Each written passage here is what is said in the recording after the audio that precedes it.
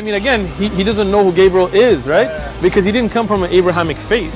The people of Mecca were pagan. The Quran is mentioned, if this book was from other than God, they would have found in it many contradictions. If a book is without contradictions, that has no bearing on whether it comes from God or not. I've had phone books that are inerrant, but I certainly don't think God gave them. That we believe without understanding.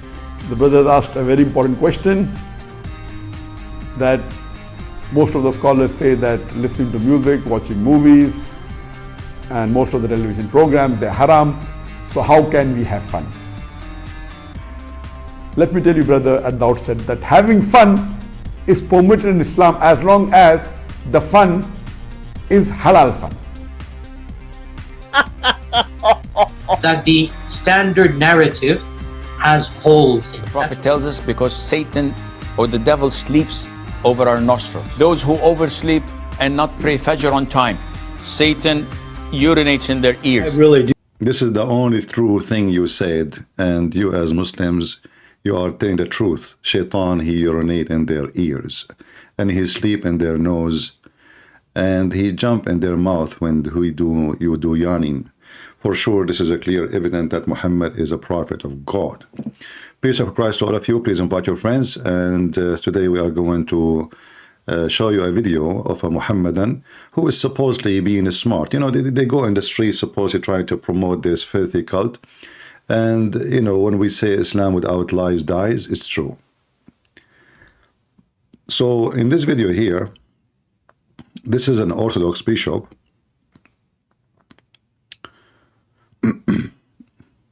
Now, I don't know the original video. I never saw it. And what I know that the original video is edited by the Abdul. However, I have a link for the video I'm using, or the channel I'm using. Obviously, this is a Christian channel.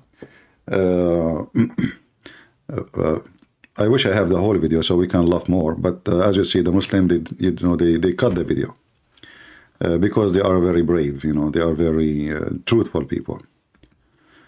So listen, here, this is a commercial. Hold on, we don't want pre-commercial. Give me a second. No commercial. All those stupid things in the commercial you see. Trying to fool people with their stupidity. Money for free. You want to get money for free? That's it. The government in USA give money for free. That's it. You can make a lot of money from the government in USA for free. True story. Anyway, so here the video started. This Abdul, he approached this Christian bishop. How are you? I'm fine, thank you. Yeah? Yeah. I'm fine. I'm spreading Quran around the world. I'm a Muslim and you are a priester. And I'm actually a bishop, an Orthodox bishop. Yes. Okay, good to know. Do you have one message for us and for everybody about your religion? Can you give me one important thing? Well, the only message I could say is there's no better words than can be expressed than other than in the Bible itself. Okay. Yeah.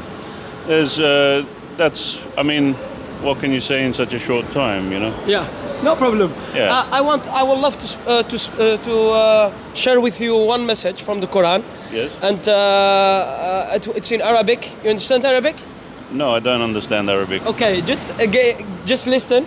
Allah says in the Quran, أعوذ بالله من الشيطان الرجيم, about the respect between Muslims religion, Islam religion, and between other religion. Allah says, قل يا. You said the word shaitan there. Why? أعوذ بالله من الشيطان. You see how they lie? He says that his verse is the one he will quote now is about respect between Islam and other religion. I mean, do you see how they lie? Do you see how they lie? So now he want to present a different image for the garbage of Muhammad. Suddenly the Muslims are people who respect other religion. This is why they destroy. You see, isn't it the Muslim they say that Muhammad, he destroyed all the other idols around the Kaaba? Isn't it him, the Muslim, they say he killed all the pagans? So how you say he respect other religion? Do you see how stupid they are? Do you see how much they're like? I never saw someone, he is Abdul, is telling the truth.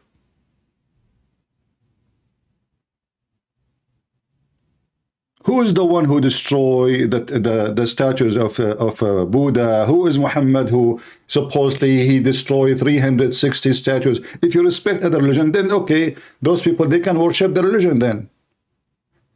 Isn't it your prophet who says, I'm going to kick everybody who don't worship Allah from the Arabian Peninsula, specifically the Christians and the Jews? Isn't it chapter 9, verse number 1 says, Bara'ah, which means I wash my hands from all agreement with you, and you have 4 months to leave the land, otherwise I'm killing you all? Do you see how they lie? This is why I say always to you, a true Muslim is a bad Muslim. A true Muslim means someone following the practice of Islam. He is always a liar. A true Muslim is not somebody growing a beard and his name is Muhammad, no. A true Muslim is someone he is practicing Islam, is always have to be a big fat liar. So this guy is going around giving Quran. And by the way, if a Muslim, he gave you Quran, especially if it's in Arabic, take it. No problem, you know. So one day if he say lie to you, somebody, you see somebody, you can show him, says open, because I'm teaching you here what the Arabic Quran is teaching, the real teaching. So all what you need to do, you save the reference I'm giving you, and you open and you say, this is what it says in Arabic, and you are a liar. So now he is going to sing the Quran for him, and the whole point of singing the Quran, he will make you think that the Quran is beautiful, you know.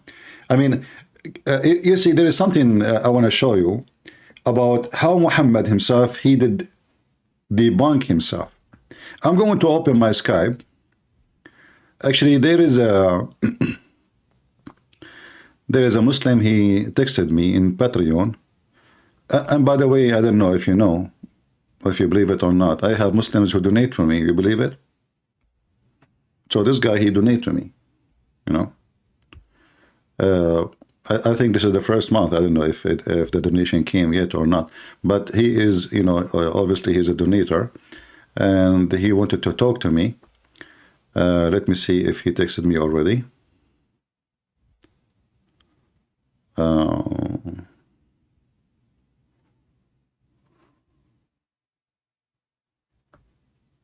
Let us see. No, not yet. Okay. Well, he gave me his Skype. Let me, because I promised him to talk to him. You know, he sounds like a nice guy, and he said he is looking for truth. He's not interested in winning a debate or losing a debate. And actually, this is what we want. You know, it's not about winning. You know, winning a debate doesn't. It's like war. You know, you win a battle of war doesn't mean you are the winner, really. I mean, war can be for 100 years, 200 years, 3 years. You know, maybe 1,000 of years.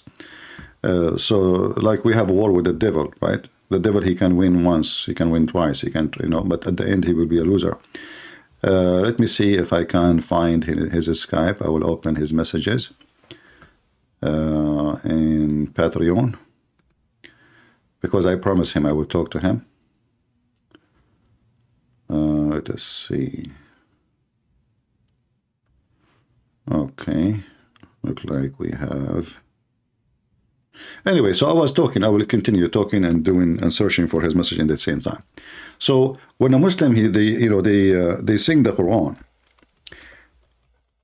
What is the point of singing the Quran? Like, did Allah sing the Quran? Is it Allah the first singer? According to the Hadith, Muhammad, in the day of when they go to heaven, Allah will ask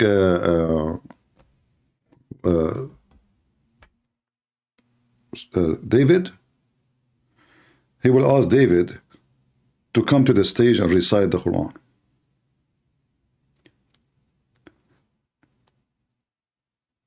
And David will recite the Quran. And then Allah will ask David, or they'll ask the people, sorry, the Muslims, have you ever seen something more beautiful than this? If you remember, we played videos about this before, about this issue, which is very funny. That's the God of Islam. He's asking the Muslims if there is more beautiful than this. And the Muslim agreed. They says no more beautiful than this. Actually, I will try to find the video for you so we can laugh at it too, you know. But let us finish with this. So when a Muslim he sing the Quran, the whole point is to make you believe that the Quran is a beautiful, because I sing it, and there's many people like especially Western. I know I saw them in Thailand. A guy wearing orange. He is fascinated by the Buddhist culture. He is fascinated by the yoga. He have those things like I saw them everywhere. I saw them in Europe. I saw them in Ukraine.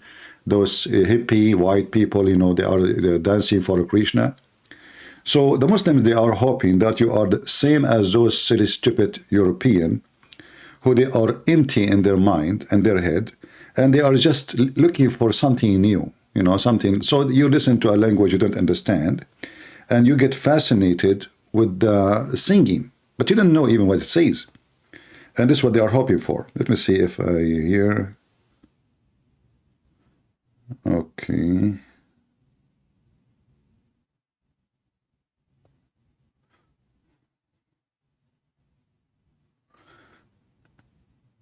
Man, this guy's Skype is long. How in the world I'm going to find him? And I'm trying to log in into my Patreon, but it's not sending me the message. It have to give me a message. All right. Security message. Let us try this.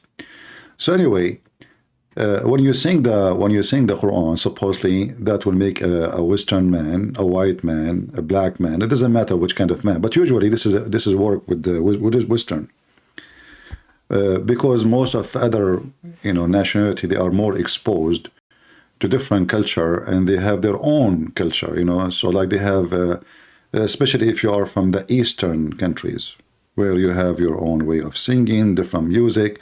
So those Western, always they follow strange stuff, like when the hippie movement started, anything weird, anything stupid, there is many of the Western. I'm not saying all Western, but I'm saying there's many of the Western, they would love to join. This is why they are obsessed with yoga, and they invite someone like Sadhguru, and Sadhguru, he bring in the stage a bunch of women and boys are dancing, and the Indian music, like it's fascinating for them, so they go crazy for it, and then they join the religion. But why? Because they are not convinced of anything, but they are looking for spirituality. But in reality, they are not really spiritual people. They are empty. They have zero spirituality in their life. And here the Muslim, he's trying to do the same. He is hoping that when he sings the Quran, for someone he is a Western or European, he will be fascinated by the singing, a language you don't understand. And always if you listen to a song in a language you don't understand, like, if I listen to a song in African language, or even, it doesn't matter really what language. It's just because it is strange for me, I find it something interesting, because I'm not used to it. This is why most of us, all of us maybe, we like Indian songs. And maybe you like Indian movies more, because Indian movies is just about the music. I mean, there's no story in the story except singing and dancing. So certain culture can be fascinating, even though the culture itself deep inside is ugly and disgusting. But just because it's strange culture, some people, they find it amazing. And this is what the Muslims do. Those people do not know our culture. They don't even know what I'm saying in Arabic. So I'm going to sing the Quran for them. And because they are ignorant, they do not know Arabic, they will not notice how silly the Quran is. They will not notice how stupid the Quran is. So let us, let us recite the Quran. And this is what happened now. He's going to recite the Quran. I seek refuge, I seek protection by God from the shaitan. That's what I see. And here, by the way, you see how stupid this verse, because the one is talking is Allah. And Allah saying, I seek refuge, protection from Allah, by Allah from shaitan. But the rest of the chapter he is reciting is more stupid, and we will go and we will tell you why. كافرون. So the one who made the video, he skipped this part. I will As just he said explain the that. last one. لكم دينكم ولي دين. Our religion, your religion. That means Allah subhanahu wa ta'ala shared the respect that we need to have between other. You see, there is respect. So this verse is about respect. I mean, you just called them kafirin, you liar. You stupid. Kafirin mean people who lie and cover up the truth. He just called the bishop kafir. Kafir is not an Arabic word. Kafir is an old Aramaic word, even is used in the Egyptian language. So what kafir mean is someone who cover up for something is truthful. This is why you will see many cities, like because they are unknown, they call them, the name start with kafir. Kafir. Which mean it's a little village in the middle of nowhere and nobody knows about it. This is what the word kafir mean coming from. So kafir is someone who cover the truth with lies. So he is saying to the bishop, I call you kafir and I respect your religion. He just called him kafir. So either this Abdul is a donkey or he's a liar. I chose that he is a both. He knew what kafir mean. He knew this verse is not about respecting other belief. Because since when Islam, you know, what are you talking about? Islam is about defeating other belief by sword or by any mean. There is no respect. And this is how the only way Muslim they can fool people and make them think that Islam is a civil. You see, not long time ago, actually we have this Muslim which I promise him to, we can play the video after we finish talking to him if you want. What do you think, guys? Call him? What do you think? Call this gentleman? Because he just texted me. What do you think is better? Call the Muslim? Or continue the video or do it later? Let me know. Because he answered me, he said hi. I found his Skype and I texted him. And the chapter he is quoting, you know, is not only stupid. Actually, let us make the video go faster, and then I will call him. Let me tell him I will call you.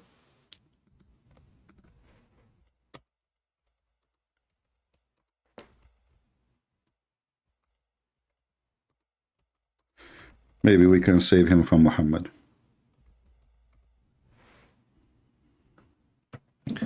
All right.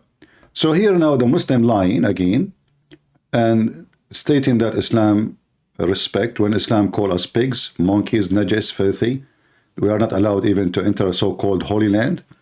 Kill them wherever you find them. You cannot respect the Christian and the Jews specifically.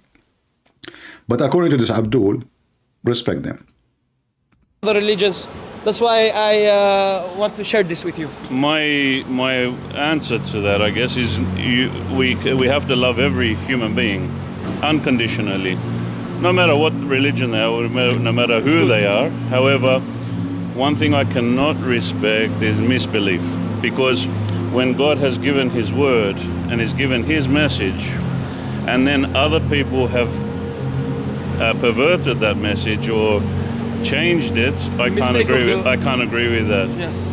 So did you see what this smart bishop he did? I like this guy. He's just dig the grave of Muhammad. So the Muslim he was saying we respect, etc. You know, see this bishop is not a taqiyya like the Muslims. We as a Christian, we shall not lie. This is one of the commandment of God, right? You shall not lie. So say things as it is.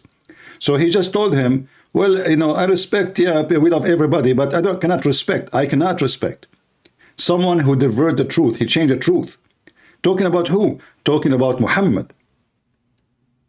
And this is what you will see soon. And this is why the Muslim, we do not know how much they took of his words. They took it off, all. But they left something, destroy Islam in 1 second. Just wait. Go, brother, go.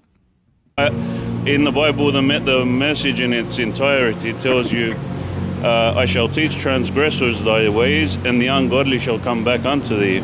So the biggest gift I can give to someone is expose them to the truth. Yeah. And what is your truth? The truth is, well, what God has given us, the covenant that God gave us from the beginning of time until now. Nothing's changed. And so, according to their righteousness, so nothing. See, he cut the video. See, the Muslim, he cut the video. They cut the video. We do not know what he said. He took it off. Things changed.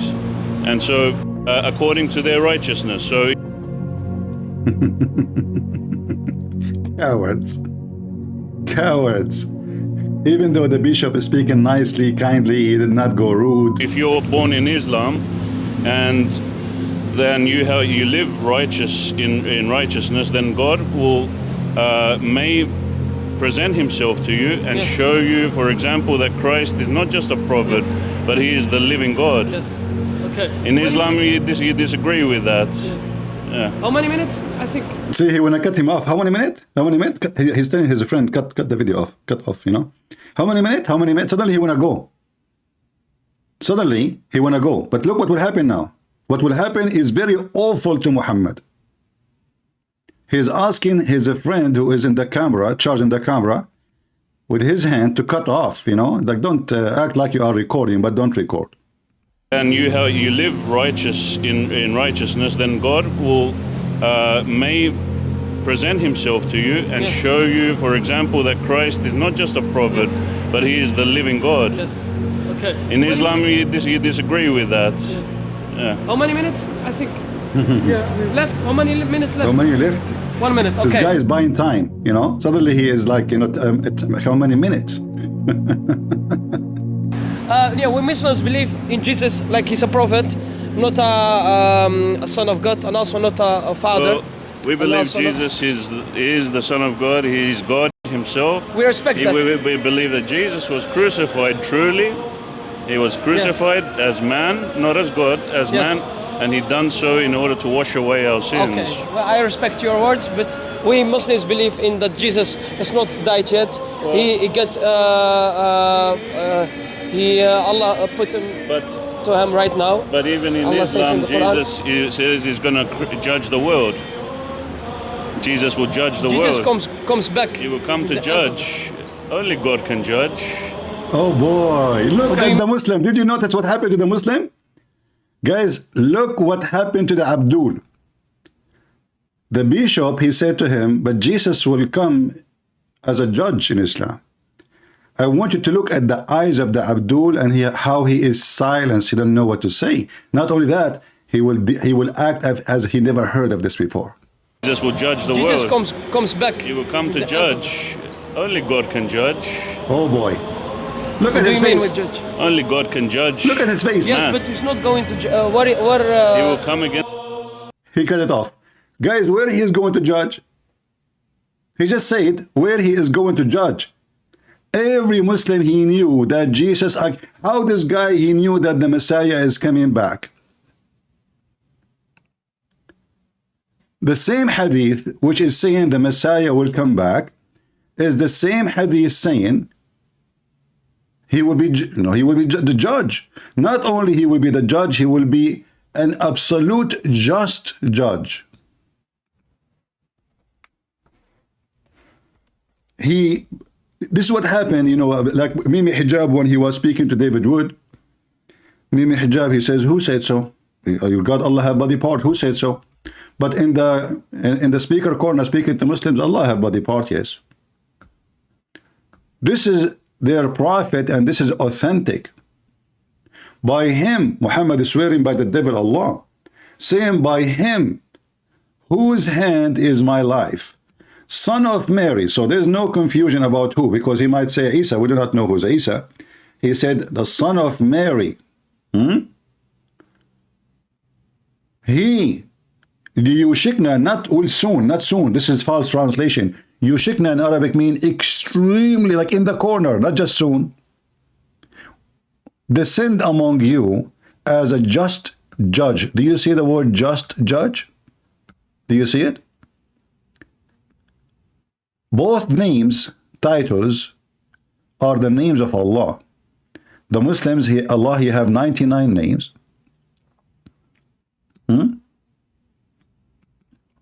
One of them is the Just, Al-Adil, and the other one, the Judge. That is Jesus. So what Muhammad, he took the titles of Jesus and he gave it to his pagan God, Allah. And now this Abdul, he made himself, he act as if he heard nothing. Where you get this from? The bishop, he destroyed Islam in a second. He says, well, only God can judge. Human being cannot judge and he cannot be just. You see, there is different hadith where Muhammad, he confirmed that he is not just.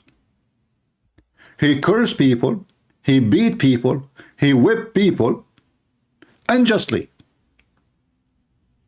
When the people, they start complaining about his behavior, what Muhammad, in order to make himself look better, he says, oh, don't worry, oh Allah, I am a human being.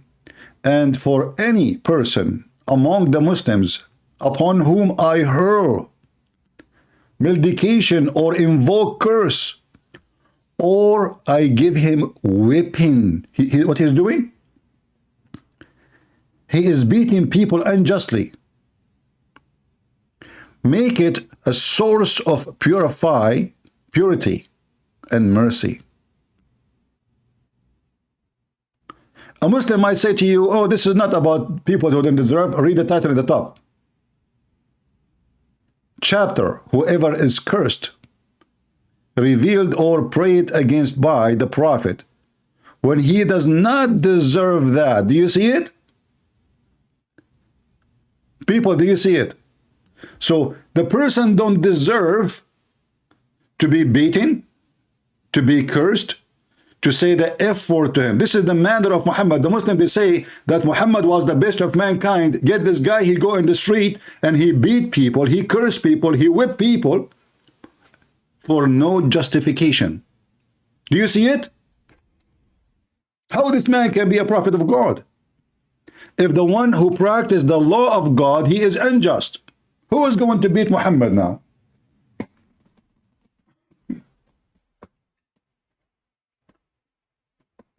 So imagine you hire a judge to be the judge of the town or even the nation. He is a supreme judge, and then he go in the street and he beat people unjustly. He whipped their back unjustly. In the case of Jesus, look what Muhammad, he said. Muhammad, by the way, he is not in love with Jesus, but Muhammad is trying to earn the support of Jesus people. So he's trying to say to them, I'm not shaitan. See, look, I believe in Jesus. But in fact, he is the devil. And by the way, by saying this statement, he proved to us what? He proved that he is a false prophet, because he said, Liyushikna. He's almost down. He's almost here. And you will notice Muhammad, he said, descend. Do you see the word descend? Who descend? That means Jesus is in heaven, right? He descend. So Muhammad here, he gave false prophecy. This is number one. Muhammad here, he confirmed that Jesus is the only just person in the whole universe. And he is the only one is qualified to be judge, because the qualification of a judge is to be just. Human being can be hired as a judge, but he is not just, because a human being judge, he judged by his knowledge. You bring him two witnesses, even if they are false, well, he judge, he just judged based on the witness statement. But doesn't mean it's true. But to be just, that means your judgment is always right. Are you with me? And here this coward, he claimed that he never heard this before. He said, what? When? Where? What are you talking about? And they cut the video. So this bishop, he destroyed Islam in a second. What do you mean he will be judged? Abdul said. What do you mean? This Abdul, who is supposedly going in the street to spread Islam, he never heard. So Christian Prince, the Christians, the bishop, who don't even speak Arabic, he heard that Jesus will come back, according to Muslims, as a just judge. But this Muhammadan who grow his beard and he give Quran out, he never heard of this before. Can you believe it? This is why we say Islam without lies dies. It is the religion of the devil. A person who lie about his religion must be satanic. There's no way you are following the true God and you lie about what you believe. But this is what Islam teach. Islam always is about lying. Taqiyya is allowed as long the intention supposedly is good. So the Muslims, their intention is to convert you, and that is a good intention according to them, so I can lie to you. But that all refuted from the mouth of Jesus himself. He said the father of all lies is who? Is Satan. The father of all lies is Satan. So you cannot defend God by lying, which means you cannot defend God by Satan. This is who they are.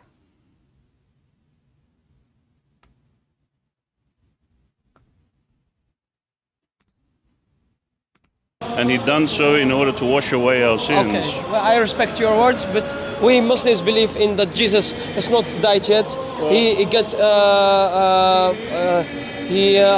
put him to him right now. But even in Allah Islam, says in the Jesus says he's going to... And you know, if we ask the Muslims why Allah he took Jesus up, he did not take Muhammad. Isn't it Muhammad the favorite boy to Allah? Why Allah will not take Muhammad to him? Let us call our friend here. And by the way, this guy, he texts me in Patreon. He is very nice, very friendly. So I will be even nicer to him, you know, because he don't deserve to. You know. Always I am nice with the Muslim. I will be nicer than him if he is nice. If he will be rude, then I will give him what he deserves. And you notice that all the time, right? Because there is some people who they are bully. There are some Muslims, they are bully. Like Mimi Hijab. They cannot refute you, they cannot answer you, so they try to bully you. Bully is one of the method of Islam, actually. If you go in the Quran, like even the chapter he talking about the Quran there's a chapter about, it's called Al-Masad, which is the uncle of Muhammad. Muhammad, God, he is bullying the uncle of Muhammad. Can you believe it? God himself is a bully. Let us call our friend here and hope we will have a good discussion together.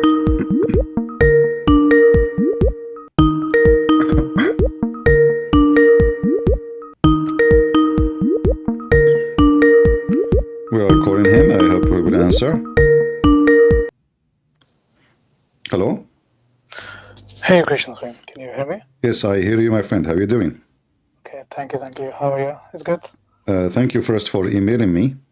I'm happy to hear from you. And I am more happy that you are very polite, you know, from your email. I appreciate the way you spoke to me. And I welcome you here. What do you like to share with us? Thank you very much. I was just wondering, is it, you know, I've been following your challenge for a long time. Okay. And if I want to see some verses, or like if I want something in my screen, so where can I? What do you mean? You want to show me things from the Quran, you mean? No, as if I want you to put something on the screen, so I can, so in which way can I follow it? Okay, like what do you want? What do you want? Okay, we can come there. I was just wondering, like, if it's... No problem, yeah. I always, I like to put reference on the screen, no problem. Okay. But you have to tell me what exactly you are talking about. Okay, go ahead. What do you want to say? Okay, of course. I can just begin with, you know, my English is not so good. As I told you earlier, I live in a Scandinavian country. All right. To be especially, I live in Sweden, but I have an Asian background.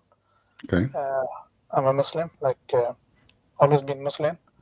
And lately, you know, like before I come in contact to your channel, I've been listening lots of debates in speaker corners, and it's never my intention to like prove someone wrong. It's for my own knowledge, because I've been reading Quran since I was a child, with the translation, and there are like, as I follow these different debates, there are different types of questions come up, and as I follow you, you have also, and I don't find many people could answer.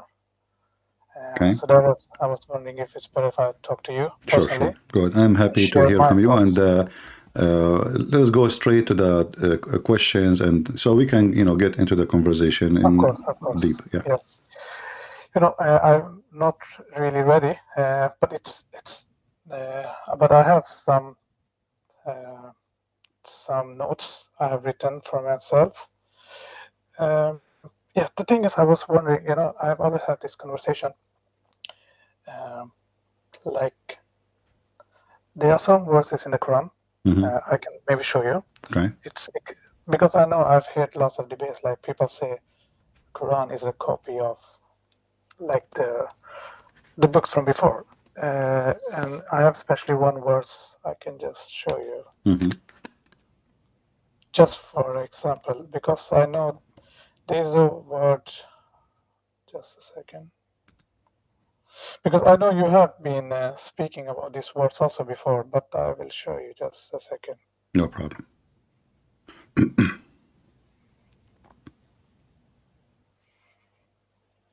Yeah, we can take, it's from the Thunder, I think chapter Thunder, verse 16. Chapter what? Its name is Arad, the Thunder. Arad. Okay. Yes. Okay. I think it's chapter 13, verse 16. All right. Just to like... verse 16. Yes. All right. Where, okay. In compared to the verse I also look in the Bible, it's, correct me if I'm wrong, it's 2 Corinthians 6:14. Okay. All right. Yes. What I find is, because, I've been lately also reading Bible. So what I found,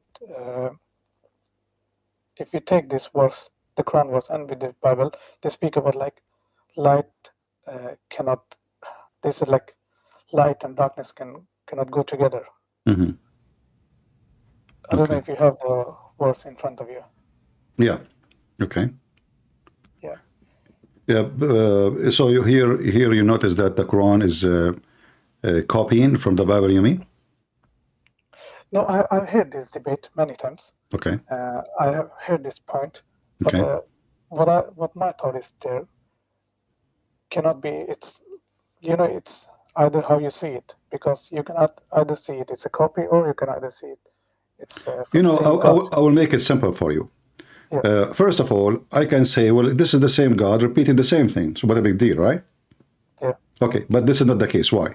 If we go to verse number 13, you will see that according to the Quran, the angel, the rod, is not a thunder. The rod is an angel.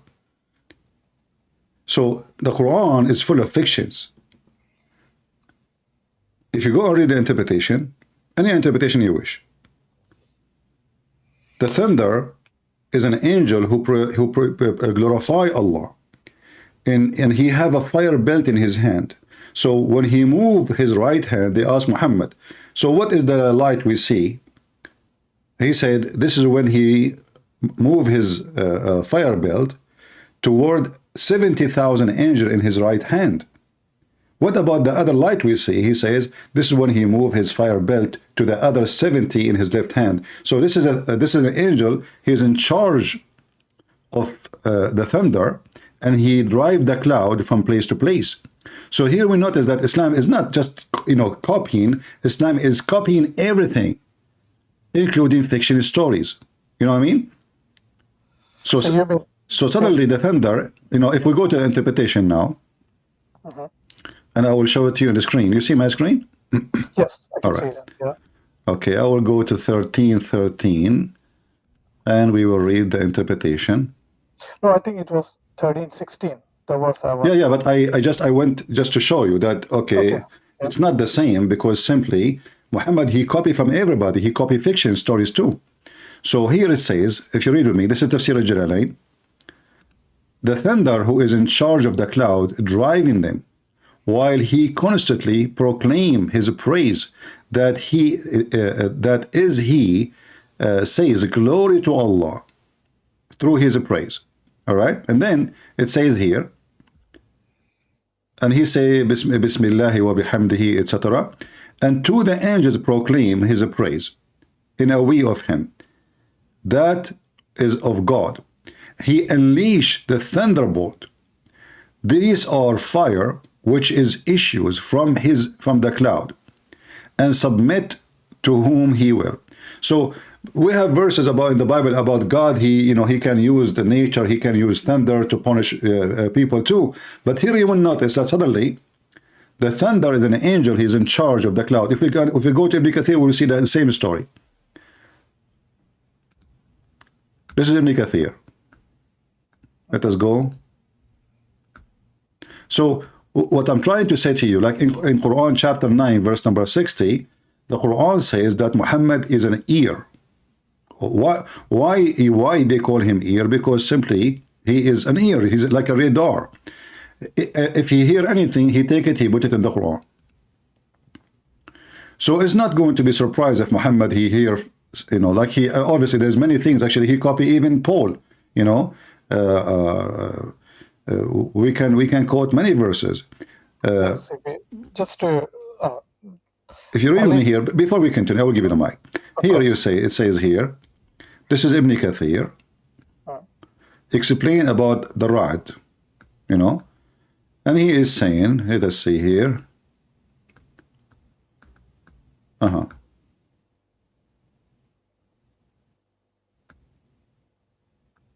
hope they did not take it off, because Ibn Kathir in English is different from Ibn Kathir in Arabic. It says here. Just to pause you there, what I'm trying to mean here, this is not my main point, like it's not about the verses. What I was trying to make my point is how can we explain the verses in the Quran? Because, at the same time, there are verses in the Quran where God said that Prophet Muhammad couldn't read and write, Who said Muhammad cannot read? Where it says that? But this is a story when the angel Jibril visited Prophet Muhammad. Is it like you can... No, my friend, anyone who speaks Arabic, he should know that this is not true, because the word ummi does not mean he don't speak, he don't read or write. If you go in the Quran, in 2 seconds I will prove it to you. If we type the word ummi, this is the word the Muslim they keep using to explain that Muhammad is an illiterate, right? Yes. Okay, but this is a word does not mean a person who do not know read or to write. Remember here we are talking about God and religion. We are not talking about education of someone want to go to school. So Muhammad, he is a person who do not know God. He is from the Gomai. The Gomai is the pagan. If you go to chapter 2 as an example, not limited, verse number 78, it says here, and there among them the Jews. No, this is not about the Jews. Actually, this is false. They add the word Jews. وَمِنْهُمْ أُمِّيُّونَ لَا يَعْلَمُونَ الْكِتَابِ. And from among them, illiterate people who know not the book. So do you see who is the illiterate? It's someone who do not know the book. It's not about not knowing how to write, how to read. And this is repeated many times in the Quran. I can show you another verse. Chapter 3, verse number 20. Here is dividing the people to two kinds of people. Ummiyin and Muslims. Okay, why the Muslims are... all the Muslims do not know how to write, how to read. The Quran call all Muslims Ummiyin. Here it says, those who they are giving the scriptures, between two brackets, the Jews and the Christians, and those who they are illiterate. Do you see it? So it's in Arabic, so I cannot... No, I'm showing you in English. Okay. Let me give you the website I'm using, so you can switch with me as I switch. Okay, thank you. Yeah. So the Muslims, sadly, they claim that they are the one who knows their religion, but in fact, we are the Christians who taught them their religion always. And this is why Muhammad, he refused to debate the monks who came to him from Najran. So here it says clearly, if you open the verse, Yeah. Those who they are illiterate, between two bracket, and this is a Muslim translation, remember, not mine. Between two bracket, Arab pagans. So those who they are giving the books are not illiterate. But is it possible that all the Christians go to school at that time? That is impossible, you know. That is impossible. There's people who they are poor. There's no school actually, you know. I mean, the one who teach them usually at that time is a rabbi or a monk, the church. But no, there's no school. So the Quran divide the group of people into two. People who have scriptures, those cannot be called illiterate. Why? Because they are given a book. But doesn't mean all of them they know how to write, how to read. And the other group is the illiterate about God, about God. They are pagan. So the Muslim, they could not even find a very simple thing to explain their book. This is how I find Islam very awkward, and I wonder how in the world Islam is established and how the Muslim cannot see it. I mean, it's in front of you. It doesn't say that, or I'm making things up. Yeah, the other thing is, as I told you always, there can always be like how you see it. No. It's not about how you see it, my friend. We have to be clear here. This is how we see it, or this is how it is. It says the illiterate, who they are the pagan. So there's two groups. The people. Why the Quran is not calling the Christians and the Jews illiterate? Because they are not. They are not illiterate about God. They are people of the book. You cannot call someone he knew God and he have the book of God illiterate. So those who they are gomai, those are the pagan, are the one who they are illiterate, and that is Muhammad. Let me show you another verse. I can show you tons of verses. Not only that, even Muhammad himself, he was sent as an illiterate, as a pagan to the pagan. If you go to chapter 62, verse number 2, and let me give you the link so you can open it easy too, to make it easier for you to follow with me. Read with me. He it is who sent among the illiterate once messenger, Muhammad, from among themselves. So they are illiterate too. And he is illiterate. Do you see it? You know, I've as I told you, I've seen many debates where you have been speaking about these verses, and I've been also like following there. People say like, if we follow it as it says, of people among from themselves, in that case, it will be someone who is illiterate to someone who is also illiterate. But there's no way all the Arab are illiterate. Illiterate here is about what? About illiterate who they are not having the book. Okay, I will give you another one. Does the Quran confirm that Muhammad is a pagan?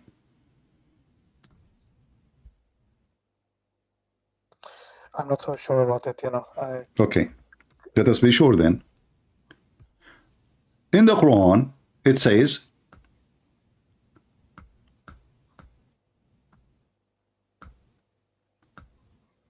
actually, I'm not sure what verse I will show you. I have tons of them, but I'm just trying to take a shortcut. Okay. If we go, just one question, CP, so as I can follow you. So if I understand you correct, so you mean in this case that this think about that Prophet Muhammad is illiterate, it's not true. Is that what you're trying to tell me so I can understand? Muhammad never was illiterate. Muhammad, he used to learn, and he learned how to write, how to read long before. Muhammad, he used to be a businessman working for Khadija, correct? And those who work in buying and selling, they have to calculate, they have to write down notes, because this is how trade work. You cannot be a person who go from place to place and you do not know how to write, how to read. People will laugh at you. People will fool you, will scam you. So in the Quran here, in chapter 93, it says, he found you lost, not as they say here, wandering, lost, and he gave you guidance. What was Muhammad lost? What does that mean if somebody is lost? Yeah, it can be in the meaning like lost from religion. Okay, but lost what? I mean, for sure not lost about finding his way in the street. So a person who followed the true God is not lost, correct? All right. But we have more verses to confirm what we are going to talk about. There's more verses confirm that Muhammad, he have zero faith in the true God, as we see here in chapter 42, verse number 52. It says, Ma kunta tadri. Here we go. Do you know Arabic? No, Okay, it's okay, no problem. But I'm just, because if you know Arabic, that will make it easier for me. So in verse number chapter 42, verse number 52, it says,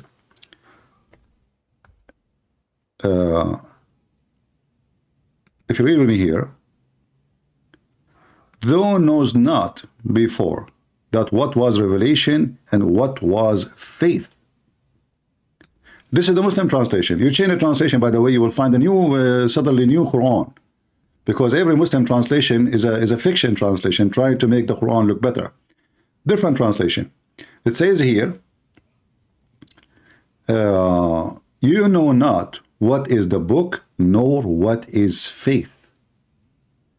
If I say to you, you have zero faith, you do not know what faith. What does that mean? Not only you do not know the book, you don't have faith. You do not know what faith.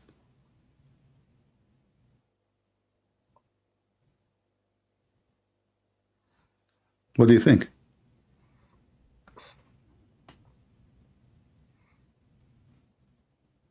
Of course, yeah. Another, actually, just to make it more simple about Muhammad, he knew how to write, to read. When Muhammad was dying, he asked them to bring him papers and pen, like, you know, the ink pen, you know, old days. When he was dying, he said to the Muslims, bring me a paper and a pen, I will write for you a book, so you will not ever be misled after this. How Muhammad asking them for pen and paper if you do not know how to write, how to read, and he want to write for them. And this is, let me show you the hadith.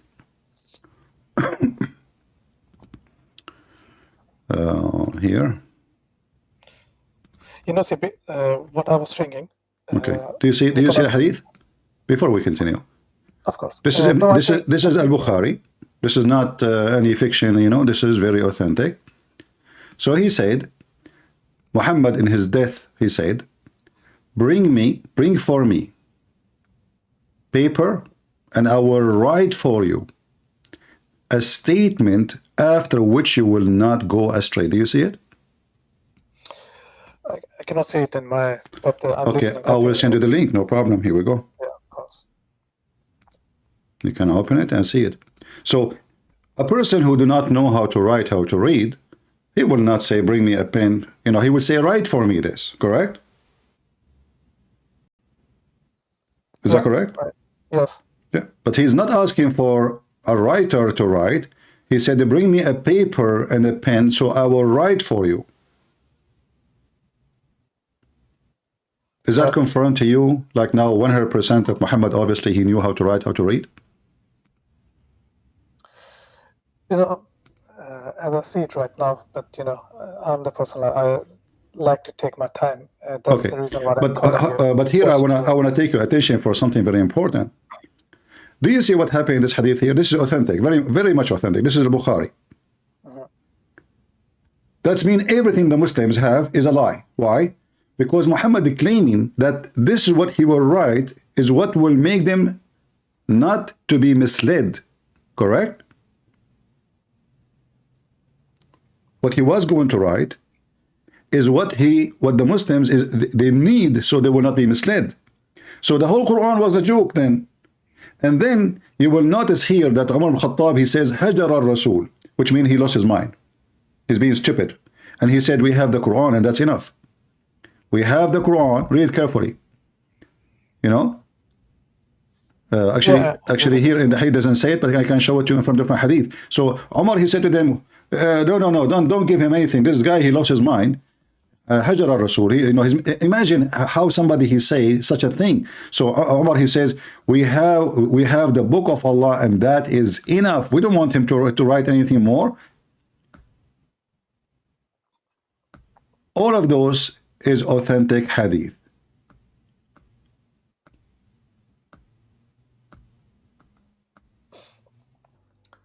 You know, CP, as I told you, as I follow your YouTube videos, then the question will be, why all this big conspiracy? You understand what I'm trying to say? Because if we also look like how many people follow Islam, you know, if you remember when I talked to you first time, I told you, for me it's more important to coming to the truth. So then it will be many questions. Okay, then why Islam is here? So what? There is atheist is here. People who worship Satan are here. Buddhism is here. You know, there's a billion, a trillion religion in this earth. So what? Why evil here? Why evil is here? Why Satan is here? Is Satan is here? Yes, Satan is. Yeah. So everybody, you know, cockroaches are here. Worms are here. So this is what the struggle of a human being is about. Is about you follow the truth, and the truth will set you free. And you have a freedom to choose. By the way, in Islam, you don't have freedom to choose because Muslims believe in destiny, which make Islam more stupid. Because if I have a destiny to believe in Islam, so what the point to convert to Islam? I did not convert because this is destiny. So Islam is backward in every aspect you can imagine. It's stupid, it's wrong, history wrong, science wrong, language wrong, the Quran full of mistakes in Arabic.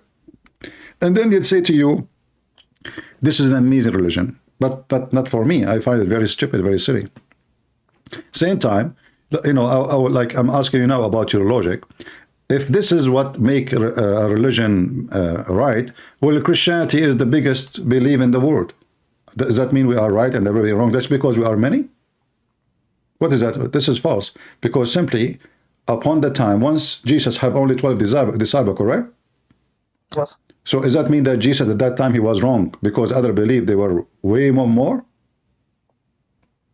According to Muslim Muhammad himself, he have the first believer was his wife.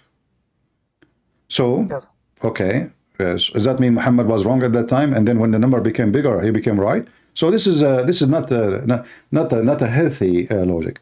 And speaking about Muhammad become his wife, she became the first believer, as Muhammad he claimed. Do you know what happened? Sorry, I didn't hear you. The last part. Do you know what happened? Like how his wife she became she believed him that this is an angel who come into Muhammad, Khadija. She did striptease to him. I've heard this debate when you have it. About, so here you see, I mean, this is stupid. I mean, what kind of a prophet? He himself do not know if he has seen an angel or not. And then the wife, she asked him to sit in the top of her right leg and then the left leg. And then she asked him to sit in the top of her in a sexual position, taking off her clothes. And then because the angel supposedly he cannot see the angel in the corner, she confirmed for him that this is an angel. Shouldn't Muhammad himself is a prophet of God receive the confirmation from God if this is an angel or not? His wife, who's his wife? If his wife was a pagan woman, then how his wife, she can tell him who's an angel, who's not?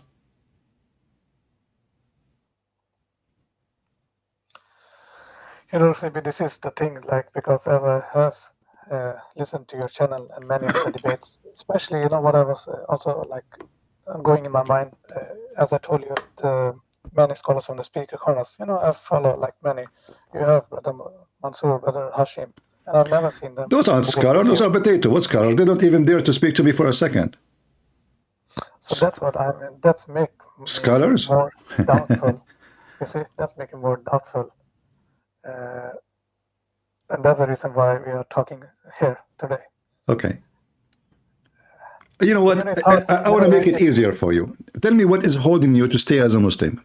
And let's see if I can convince you that you are wrong. So tell me why you are still a Muslim. You know, I've been like reading the Quran, okay? I know like there are many. You are reading the false Quran. Sorry. Because you are reading the translation, correct? I'm reading the translation, yes. Exactly. So you never read the Quran. The Quran translation have nothing to do with the Quran. And I assure you that. And you can choose every single translation you wish. You will find that all of them, they are false. But anyway, continue.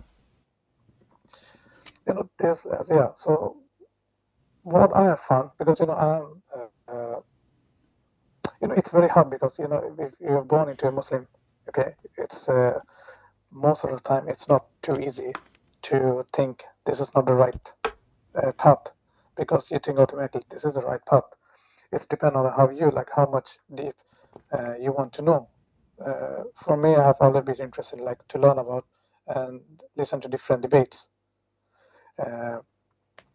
So until now, what I have read in the Quran, I've seen like many signs and many things. Give me one. Let us go one over one. Let us see if those signs you see is true. We can just take an example. If you know this, let me say, it's about the star, you know, the sound the stars make. The sun what? You know the star. What star? Make noise. There's a words about... the stars make noise? Yeah, how the stars, it sounds. If you know the words, what I'm not sure about making noise, what do you mean? But let me search in Google, Prophet Google, about Muslim claiming something in the Quran. Make noise. Quran. It's the sound of the star. Miracles. Like, it's like a knocking door. If it's what? Okay, hold on. Let me. I'm looking for in Google to see where Muslim mention. Okay, knocking door. Okay. You are talking about An-Najm al-Tariq. Let us see. Yeah, al-Tariq. You see here you see the deception.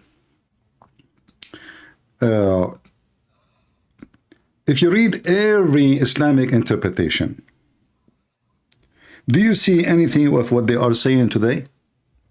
So how come the Arab who speak Arabic never mentioned this before? Now the Western, they discover something, we try to match it with the Quran. And that's what the Muslims try to do. You say to them, Big Bang. They say to you, we will find you the Big Bang in the Quran. You say, At-Tariq, they will say to you, oh, the Quran, speak about it, you know. At-Tariq, let us go. I will just show you how the Muslims, they fabricate answers always. Always.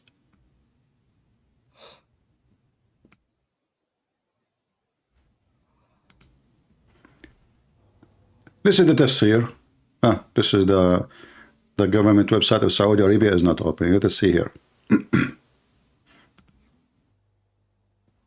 So this is Ibn Kathir, and I will open Ibn Kathir in English too. Okay. But this is Ibn Kathir in Arabic. At-Tariq is just a name the Arab they gave to the star before Islam even exists. And the reason it's called this way, because it appears at night, not because it's come or it make noise or knock at the door. So here you will see it says, Al-Qutada, إنما سمي النجم الطارق لأنه إنما يرى بالليل ويختفي بالنهار. I will use Google Translation. Here we go. That's all. Have nothing to do. This is not Muhammad giving the name. This is not Allah giving the name. This is the Arab called this star. If this is true, that means the Arab, the pagan, they are the one who knows God more than Muhammad. Do you see it? At-Tariq, because it's called, this is star called At-Tariq, because it's only visible at night and disappear during the day. So it come to our door, but it's not knocking at the door. Make noise. By the way, all the stars make noise because they have explosions on them. No, my understanding is like of this verse is like. Do you see? I mean, do you see the interpretation, my friend? Did you see the interpretation, or this is my fabrication now? Do you see it? This is Ibn Kathir. Okay, so this is the original meaning, the reason for the meaning. The Muslim today, they try to fabricate and make it about something else. But this is not what it says. This is not the reason.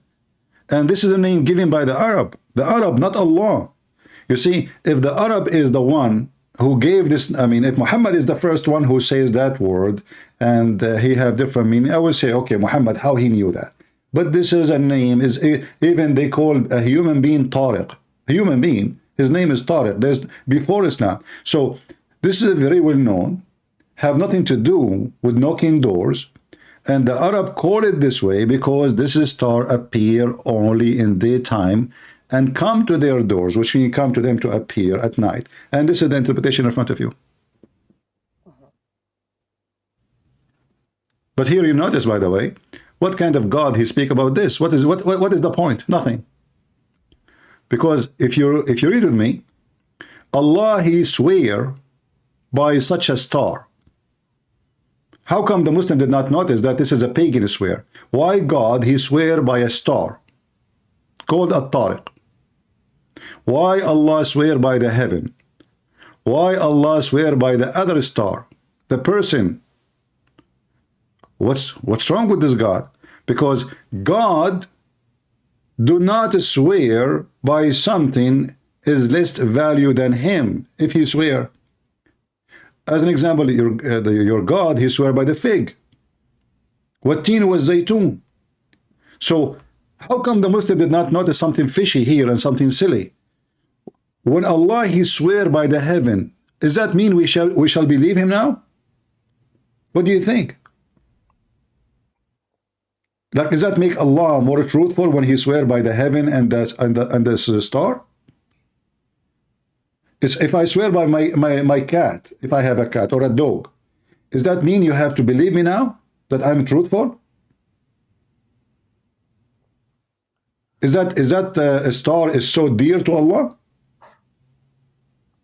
Like, is it maybe the mother of Allah, maybe the nurse of Allah, maybe the sister of Allah? Well, why Allah swear by a star?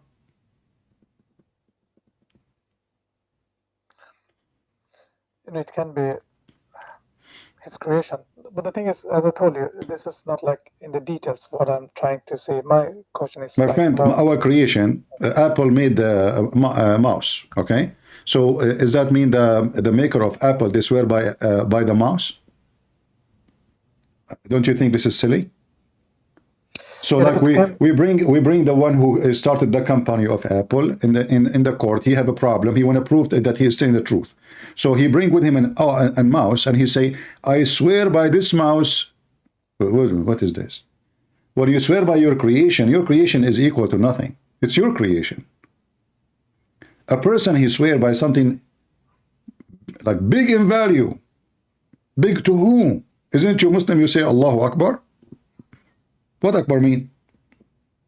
The Muslim, they say Allah is a greater. So, which is false, by the way. Akbar does not mean greater. Akbar mean bigger. But we will go with that.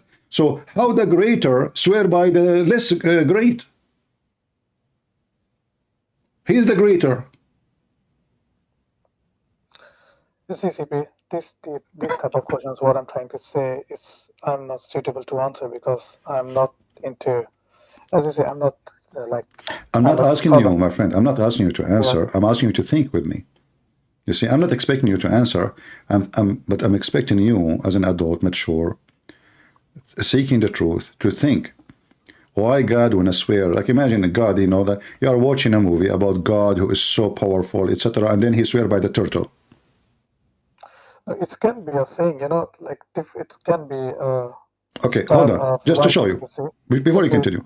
If you go with me little bit, you will see something very stupid. According to the Quran, it says here, يخرج من بين خلق من ماء دافق يخرج من بين الصلب والترائب. According to the Quran, the same chapter, verse number 6 and 7, the sperm come from the man and the woman. The woman's sperm coming from her ribs, and the man's sperm coming from his backbone. But both are wrong. Do you really believe? I mean, do you need even to be genius to know? Do you really believe that women have a sperm and it's coming from their ribs?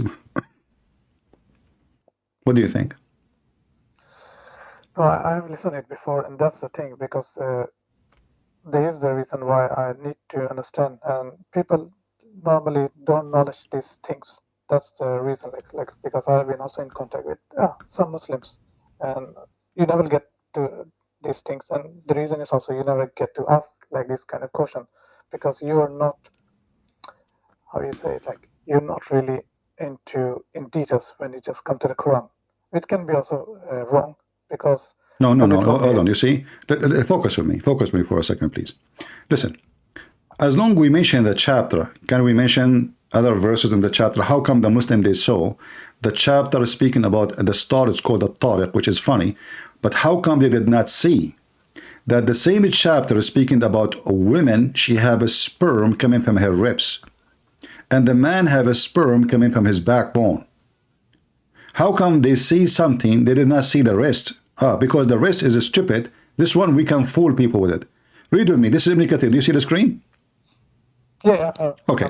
Ibn Kathir, he is explaining the verse. So you will see it's not my statement about the sperm of the women. By the way, women, they are lying to us. They claim that they have breast, but those are not breasts. Those are breast testicles. Because obviously they have a sperm according to Allah and coming from there. At-Tara'ib is not only the ribs, it is the top. You see where like, you know, if you put your finger between your two ribs meet in the top, right away in the top, like next to your neck, you know what I mean? There's like a hole.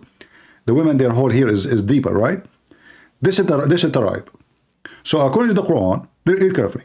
He created you from gushing forth, meaning sexual fluid that comes out, burst forth from the man and the woman.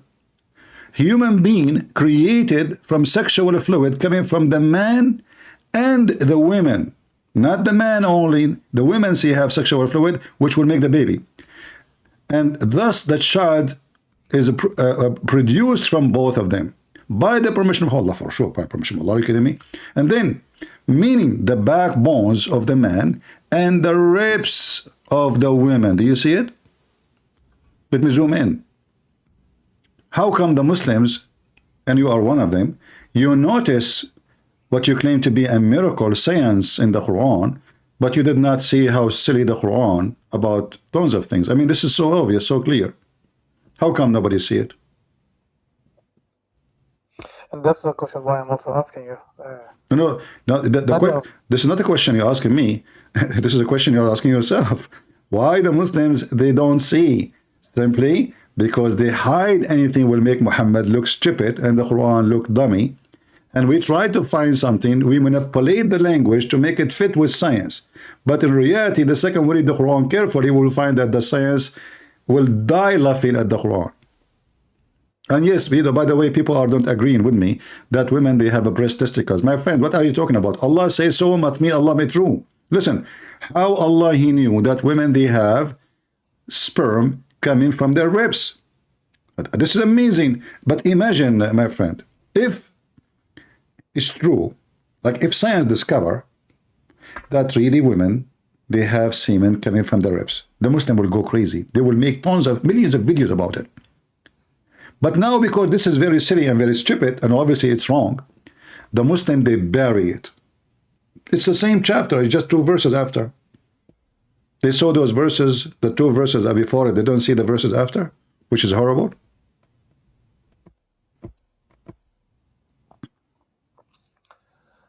That's the confusing part, CP. That's the thing. As I told you, I don't find this answer. No, there's an answer. No, you see? I promise you I will speak nice to you, correct? Yeah, of course. No, okay, but don't be upset from me. If I say to you now you are deceiving yourself. You know the answer. You know this is false. Are you really saying to me that you do not know that women, they have no sperm? Never have a sperm? Since when women have a sperm? Who is the scientist who said women have a sperm? No, that's not what I'm trying to mean. I mean, of course, but I would like to have explanation from a Muslim. This is a Muslim. This is a Ibn Kathir. How they... My friend, today Muslims, they fabricate. You see what happened? What happened? You see, if the Muslims closer to, let us say, if Peter, who was next to Jesus, he gave me a wrong explanation to what Jesus said, do you think I am, who came 2,000 years after, can I do better explanation? The one who witnessed the teacher, he was in the classroom, he did not get it right, and the one who came 10,000 years after he got it right. So here, those are the one more close to Islam and more close in age. You know, like we can go to Al-Qurtubi, Al-Tabari. We can confirm that from the hadith itself. Sorry. If we go in the hadith, is it possible that Muhammad himself, he got the interpretation wrong? No way, you know. According to Muhammad, the person, every one of you, will be collected as a semen in the womb of his mother for 40 days. Which scientists can say so? According to Muhammad, when after the baby is finished, the angel, he asks Allah, Allah, shall she be a female or male? Now the baby is completed. The hadith in front of you. It says here, when a drop of semen remain in the womb for 40, Muhammad, look, Muhammad is he's so honest. He's not sure, like 40, 45 days, night. The angel come and say, oh my Lord, good or evil. So you see the destiny here? This is another form of stupidity.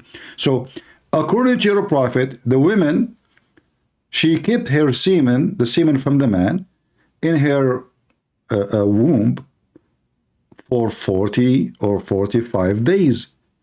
According to science, semen can live maximum 5 to 6 days. So which one is saying the truth? And this is authentic. This is very authentic. So if I want to keep saying to myself, well, I'm looking for answer, the answer in front of you, Muhammad making things up. There's no way. Okay, who is the one who taught Muhammad this information? Did he go to school? You told me that Muhammad did not know how to write, how to read, correct? Yes. So where he received this information? From the angel, correct? As I say, this is hard to answer, as I told you. No, it's not hard. You are, you know, I'm just being honest with you. You are afraid. You are afraid. No, it's not hard. You are afraid to say, I agree with you. This is stupid. You are just afraid. It's not about hard answer. No. You know the answer already. You know that this is false. No, I'm not saying it's not true. But what I'm telling you, when you have, because if I'm grown up in the religion, it's hard for me to caution it over a day. Like I can have some thoughts, but it's hard for me to accept it. As I told you, I need to have my time. I'm not asking you to leave Islam in a 2 seconds. I'm saying, do you agree this is wrong or not? Yes, from the explanation, what I've seen here. No, not explanation. You read it. I want you to read it, not me. Okay, is it wrong or right, according to your understanding? It's wrong. Okay, so I do not. That's it. So Islam is wrong. This is the most authentic. This is the Quran. This is the Hadith. So what we can do more? So this is going to be from God. You are out of Islam already. As long as this is wrong. Well, this is wrong. You mentioned to me the star. Okay, is the sun is a star? Is it? Sorry, CP. Once again, I didn't hear you, the last part. You mentioned to me the star when you mentioned chapter 86. Is it? But I'm saying to you, is the sun is a star? The sun is a star, yes. Okay. So when the Quran says that Zulqarnain, he found the sun set in a murky water, and the Muslim, they try to cover up what the Quran is saying. What do you think about that? I've heard the explanation. They are speaking about like if you are in the beach and if you see the sun is going down. So I like what you just said. Where is the beach in the verse? That's the explanation what I have heard. No. You see, who care? They are liars. Do you see the word beach? It says spring. Have you ever heard of a spring have a beach? No. Okay. So where the sun set? You know, you talk to Zakir Naik, we say, you know, when you go to the ocean, you see the sun is going in the water. You think that the water, you know, the sun is going in the water. But in reality, the Quran is not saying that. It's saying from the appearance. What appearance? It's Allah talking. It's not even Zulqarnain. Allah saying he reached the sitting place of the sun. he found the sun sitting in a spring of bloody hot boiling water. There's no appearance. This is not from his, the way he saw. No, he found it. And there's a spring of water. There's no ocean. Do you see the word ocean? There's no ocean. So they lie. They add ocean. They change the word spring into ocean. They add the word from his, prescription. Like, what the heck is that? I mean, the verse is so clear. Allah is talking. They ask Muhammad, the Jews, they made fun of Muhammad as usual. They want to get him busted. They said to him, Muhammad, tell us about the prophet Zulqarnain. Muhammad, he believed in that he's a prophet. So now suddenly he became, Zulqarnain become a prophet of Allah, and Allah sent him in the earth, and he made him establish kingdom, etc. But this is fiction. The story of Zulqarnain, Muhammad is copying from it, is a story written by a person from Syria. It's a fiction story about a real person. There's many stories. There's many stories about, like, you will find a movie about president, etc. In his time, there's terrorism. Terrorists, they are coming to kill him. The president is real. The name is real. But all the rest of the story is fiction. And this is exactly what happened. So now they are asking you, Muhammad, Allah speaking, about Zulqarnain. Say, I shall recite to you something of his story. Who's talking? Allah. So the one is saying, until he reached the sitting place of the sun, which is stupid to say, because where is the sitting place of the sun? So what the Quran making it clear that there is a place where the sun set, and then he found it sitting. There's an idiot, his name is Fifi. He said that the Quran said that he found the wall as it was going to fall. Found the wall, that means he found a real wall. So he tried to fix it, he make it more blind. As long as you found something, it's a find. It's not a mystery. It's not a fiction. I found. So Allah is talking. He found the sun sitting in a black muddy water. If we go in the hadith, we'll find the hadith confirm that. Here we go. And the funny, the Muslim, they say, if a hadith contradicts the Quran, we don't accept it, which is false. Here we go.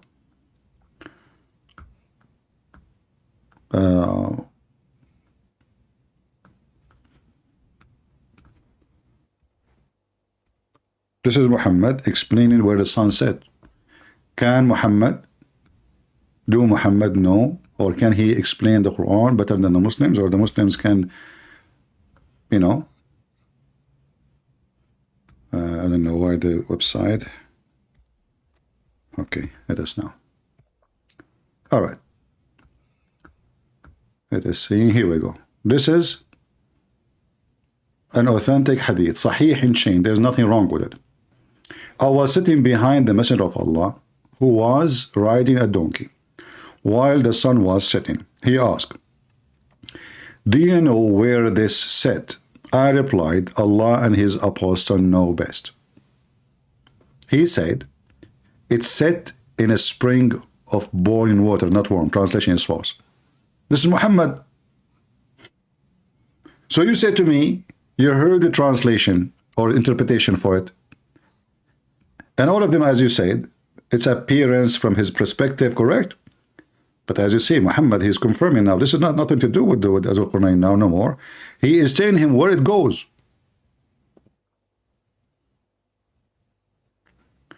So do we need more evidence that Muhammad, he is just making things up? CP, okay, for a moment, just let's say like I'm doubtful about it, and then the question will be arise, okay, what is a true religion, First of all, there's no true religion. There's a truth.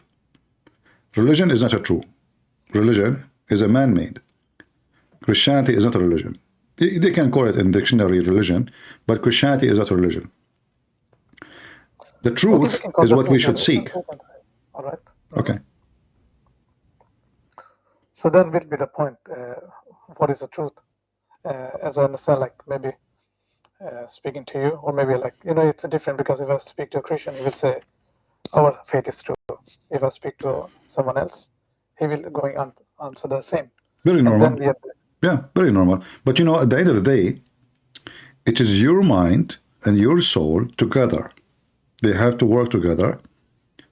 and you come to the truth, which you think it is the truth. You think, not necessarily true. So, in Christianity, when you believe in Jesus, that means you were able to combine both the facts, which is in some cases not facts, but it can be facts. It depends how you see it, and your spirit. So in Christianity, both of them, they have to come together and to accomplish a belief. And that belief, when it happened, then you will know if it is really true or not. How? The Messiah, he said, search the truth and find it, and the truth will set you free. So when you find the truth, you will examine something special. You will be set free, which means you will examine different life and different experience of life. So this is the proof. Because I can say, okay, I want to become a Buddhist, but still I am confused. I mean, it's just fictions and ideas and philosophy. Your soul, you don't have a soul. You are the same as a tree. You are going to come back again as a cockroach or a cat. It's just tons of fictions and confusing stories. But with the Messiah, as the Messiah, he says in John, the truth will set you free. And how the truth will set you free? You will become a new person. So the Messiah, he mentioned, you will be born again. So this is the only proof you can witness, because everything is an idea. Heaven is an idea. It can be true, it can be false. God is an idea. It can be true, it can be false. Everybody who have religion have God. Satan is God for many. So money is God, sex is God. Everybody have his own God or gods. It's an idea. You believe in it, and then that's it. You are following it. But in the case of the Messiah, you will notice something will change in your life. If somebody convert to Islam and he is a really, really truthful believer, he will become a terrorist. So change will follow if you believe in something from your heart. A person who really convert to Islam, he have no choice but to hate everyone as a Muslim. You see all those videos made by, you know, some, they do dawah, like the guy we were playing his video saying we respect the religion. We know that this is false. So the most common thing you see from those who are Muslims is they do lie. And the most common thing you will see from those who believe in Jesus, they cannot lie. They cannot. So when you see somebody saying you cannot lie and you belong to me, the father of all lies is the devil.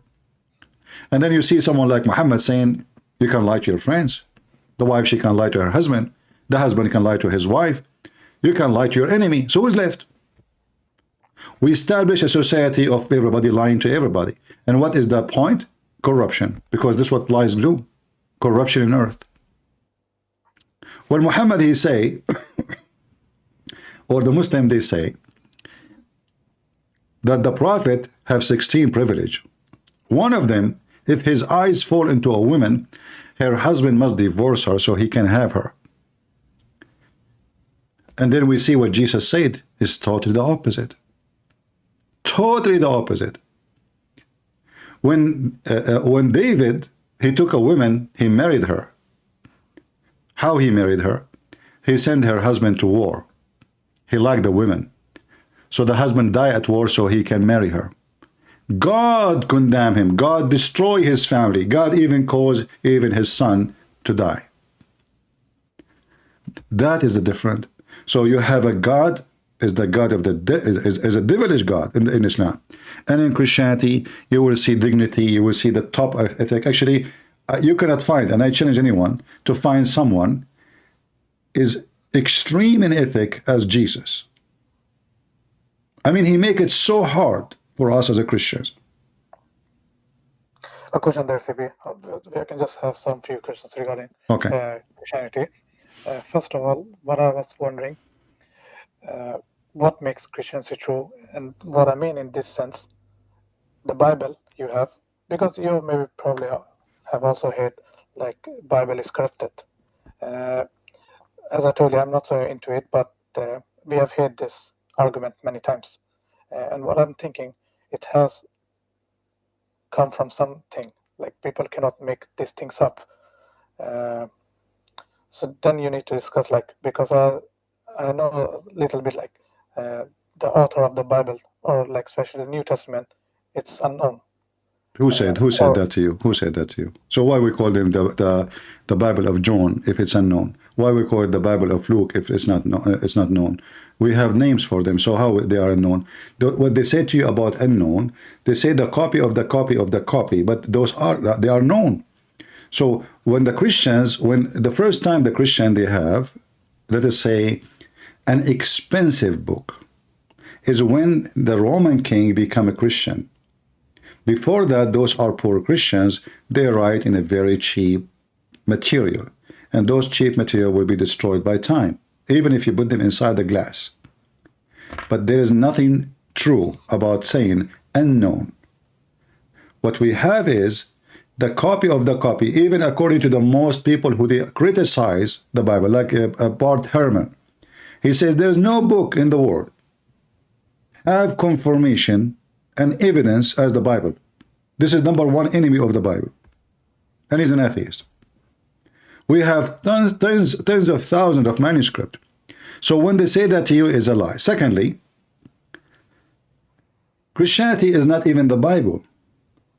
Because remember, the Word of God was not a book. Jesus, he spoke. He did not write books. Do we agree? Okay, yeah. And when Jesus in Matthew, he said, heaven and earth will pass away, but my words will not pass away. He was not talking about just a book. He was talking about his words.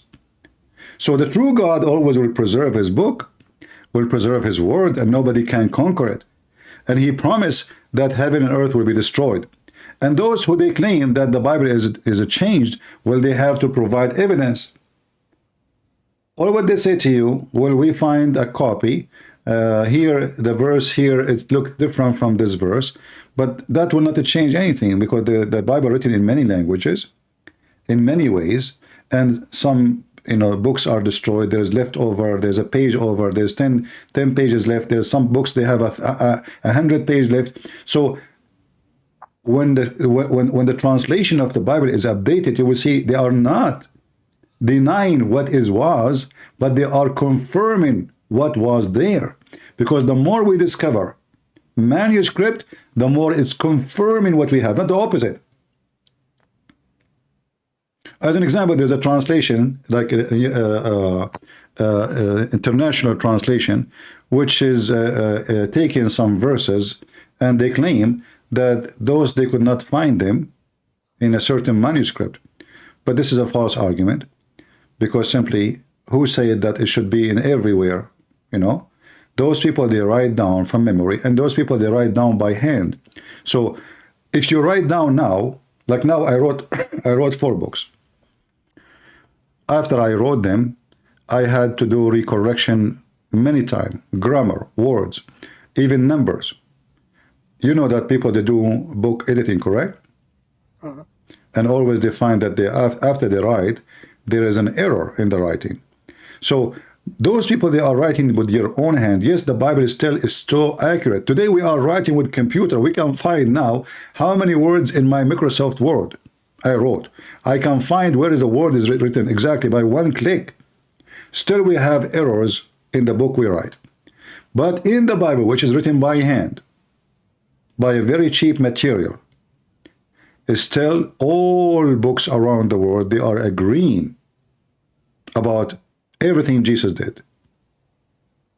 So all Christians around the world, the Ethiopian, the Indian, Christianity spread all over. And there's no form of communication, which means the one who lives in India, he cannot communicate with someone who lives in Ethiopia. This is now, we can communicate through the internet in the speed of light, if you say. But before, it's impossible. Yet, the church who established in Mumbai, in India, more than 1,400, 500 years ago, or even more. And the church was established in Ethiopia. They are not different. Both of them, they have the same scriptures. The Messiah was crucified. The Messiah said that in the cross. The Messiah did this. The Messiah, he healed that. So Christians spread around the world. How in the world that can happen? How you can make all the Christians in the world agree to corrupt their book, even though they are different, even different sect? So this is impossible, and this is one of the false claim. Same time, if Allah is the one who sent the Bible, then Allah could not protect his book. That means Allah cannot be God. That was my second question, because I've heard it before. He told me, you know, like most of the time the Muslim says, the Injil is not the real Injil, what we have seen today. And you have also asked this question, so where is the real Bible, and why is it not protected?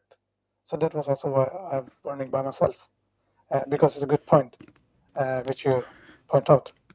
The Quran says, لا مبدل لكلمات الله. Nobody can change the word of Allah. The Muslim, they say Allah, he meant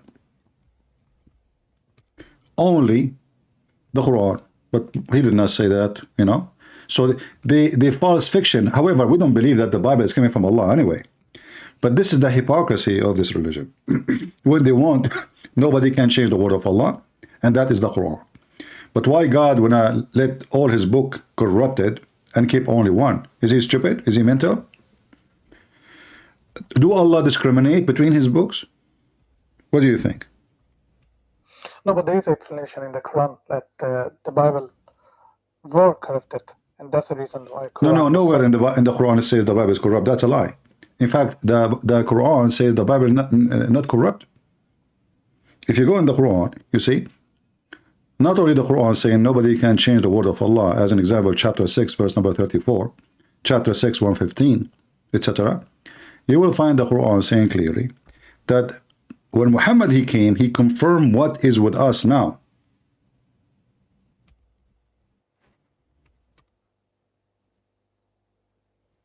If you go to chapter 2, verse number 89, or chapter 2, verse number 41, confirming what is with them, not was, confirming now, chapter 2, verse number 41.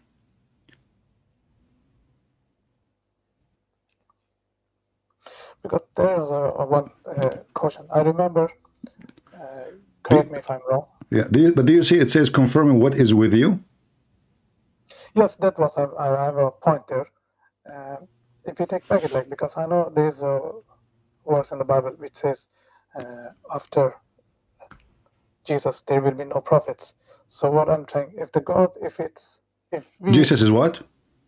There will be no prophets after Jesus. No. Or the prophets will be, there will be a false prophet.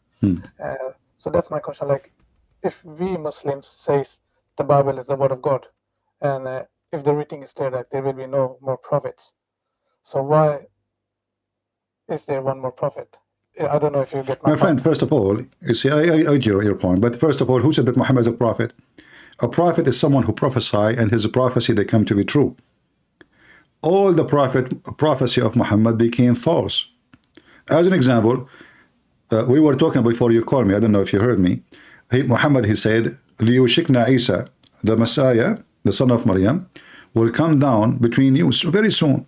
But this is 1400 years ago. Muhammad, he said, this child will not grow old before the judgment day come. And never happened, nothing happened. And this is 1400 years ago. Every prophecy, you will see that the Muslims, when they say the prophecy of Muhammad come true. As an example, Muhammad, he prophesied that the Constantinia will be conquered. Muhammad, he said, you will conquer, speaking to the Arab, not the Turkish. You, in fact, Muhammad, he says, never fight the Turkish as long as they don't fight you. Muhammad never thought they will become Muslims. Muhammad, he believed that the Turkish are Gog and Magog. They are evil.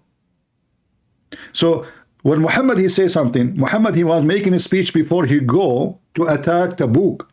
And he said, you will conquer Constantinople. He was encouraging his men. They went there, they come back empty-handed. They could not do it.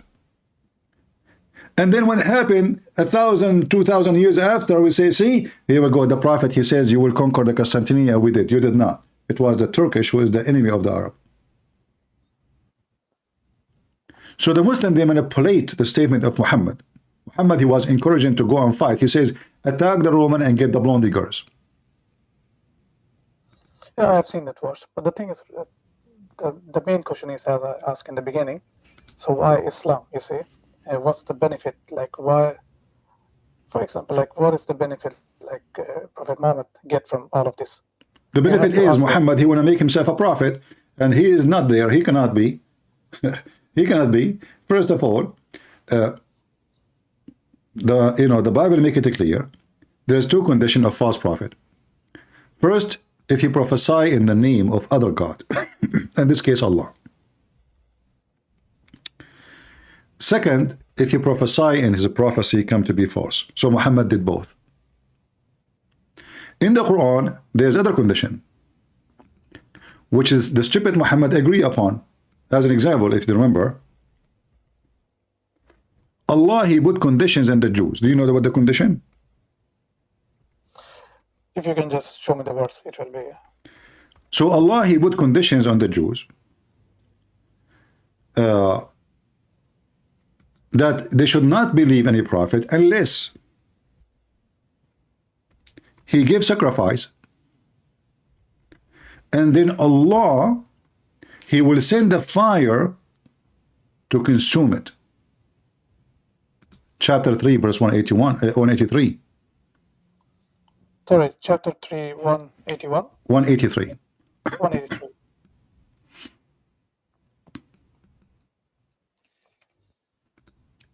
You will notice here that Muhammad, he did not say this is not true.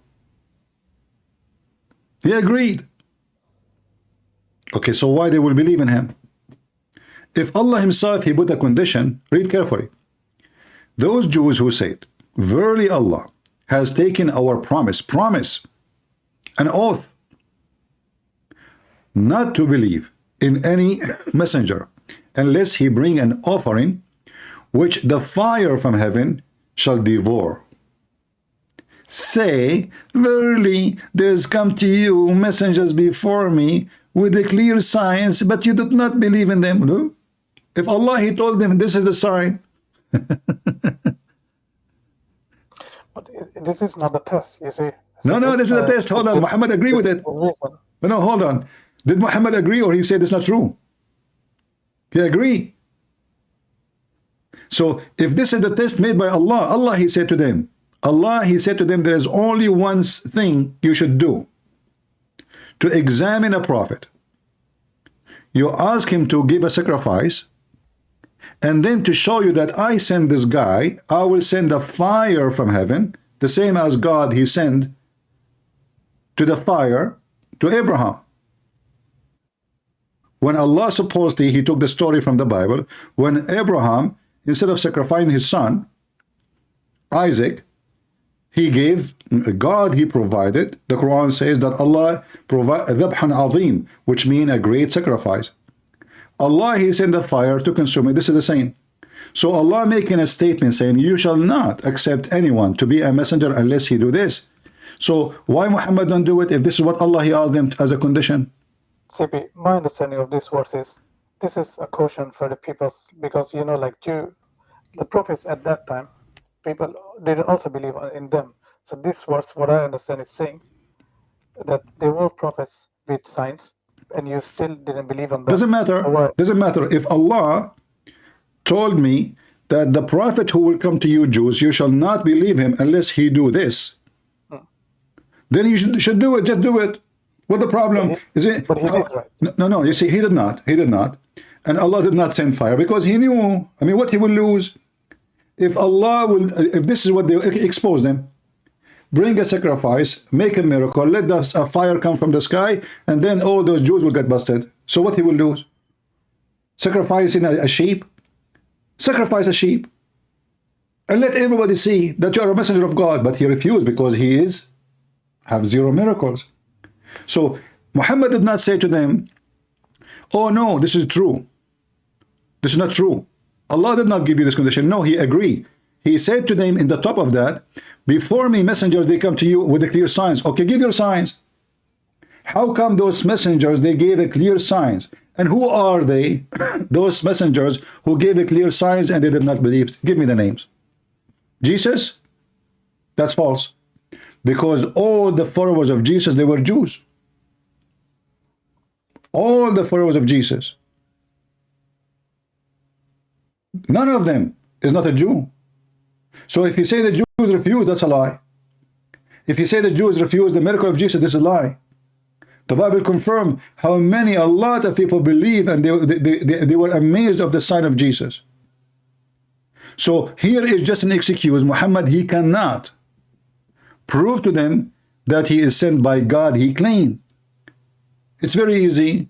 Slaughter a sheep, make offering to, you know, how come Allah is ready to send the fire in the story of, you know, the story of the children of Adam? Yeah. Okay. You mean the, yeah. Yeah. In the story of Adam, the kids, they want to have sex with their sister. I mean, so Allah, He have time to send fire just for the sake of a guy who want to have sex with his sister. And they give sacrifice in chapter 5, verse number 27. Very funny story. But Allah don't have time. Maybe He's out of gas. He cannot turn the gas on.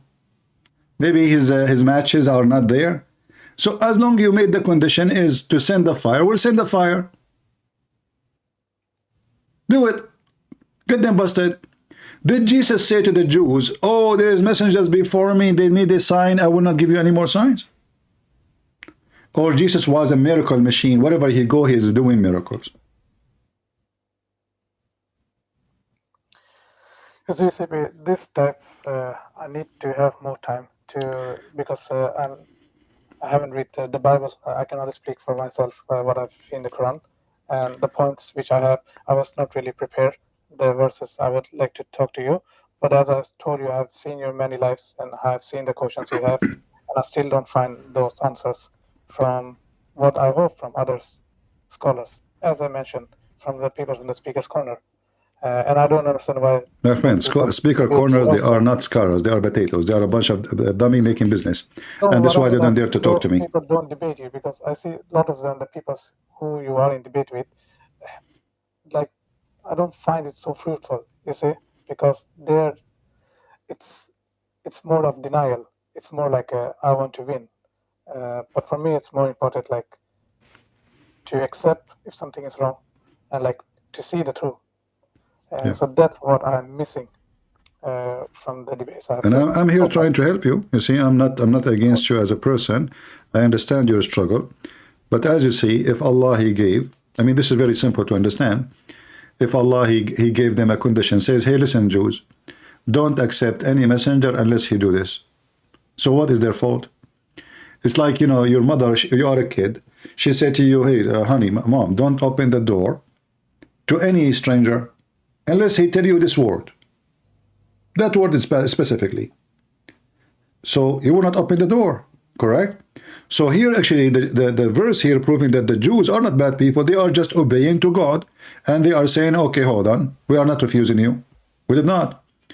Do what God, He told us to do. That's it. All what you need to do, bring a sheep, slaughter the sheep in the name of Allah. And then Allah will send the fire. And then everybody in town will witness. Amazing miracle. How fire come from heaven, consuming the sheep. And then everybody will praise God. I mean, is it possible that all the Jews, nobody will believe? Don't you think this is the story here is stupid? You know, don't you see that somebody, like the Muslim, they go in the street, having a conversation with the guy, after 10 minutes, he became a Muslim. Is that true? You saw the videos, right? I've seen some couple of okay, videos, yes. So how about fire come from heaven in front of your eyes? Is it possible that all the Jews witnessing, not even one will believe? Do it. He cannot do it. And the Quran confirmed that Muhammad has 0 miracles. This is why if you type the word ayah, you will find that all of them about what? Muhammad, he don't have any ayah, he don't have any sign? Never, you know. Ayatun min rabbihi. They keep asking, how come he don't have?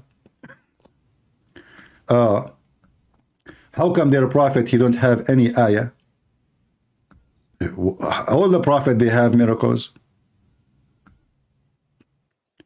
They say, if just one sign sent down from his Lord, say Allah's Allah certainly able to send down signs, but most of them don't know. Like, what do you mean you don't know? Just do it. Look at this answer.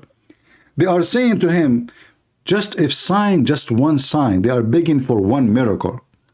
If one miracle come down from his Lord, this God who keep talking about, say to them, Muhammad, Allah can do miracle, but you don't know. Look, what does this have to do with the challenge?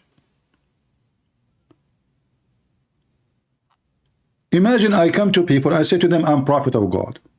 Okay, prophet of God. You see, miracles is given to prophet for what reason? So people believe them, correct? That they have a superpower with them, supported by someone, must be God, correct? A prophet, when he do miracle, is not doing a show. This is not a circus, correct? So he do a miracle in order to confirm that he have a heavenly power in his side to confirm him. But this man, he cannot. And then you will find the Muslim, they wrote in the hadith hundreds of miracles. The prophet is speaking to the lizard saying shahada, the tree walk, and they trees convert to Islam. Okay, as long you are saying that those people will not believe, and they are asking you for fire, how come you speak to the lizard? But this is in the hadith. Those are fabricated. Those hundreds of years after Muhammad's death. If those are really happened in the time of Muhammad, they will be in the Quran. How come the Quran speak about every single miracle of Jesus almost? Making the blind see, raising people from death, walking and feeding thousands of people. I mean, endless number of miracles. He can tell you even what you had in your house. He can read your mind. And then the Quran never speak about anything. The only miracle the Muslim they claim about is Al-Qamar in the Quran. But this cannot be a miracle. Why? Because this is a false prophecy. Muhammad, the splitting of the moon? The splitting of the moon, yes. Okay. The chapter of the Qamar. The verse saying that the moon is split asunder because the judgment day is started. Yeah, I remember you had this conversation. So this was a false prophecy, and simply this is the eclipse. You know, if you read the interpretation of this, you will see the Muslim saying that when the moon is split, the Mount of Hara appear, and the two sides of the moon, the two pieces, split far distance from each other to the point the mountain appear. And here you see how stupid this story. I will draw for you on the screen. Let me do this. And I can show you the reference too. No, it's don't need to. I know the reference you have, like most of the time when you speak, so you have the reference. Yeah. So here you will see, let us say, this is the moon. Sorry, CP, I don't see your screen. You will see it. I gave you the link, and Rambo did not open it. Yeah, I'm in the So now this is the Mount of Hara. You know, the Mount of Hara is here, let us say. Is in the front of it. Let us make it brown in color.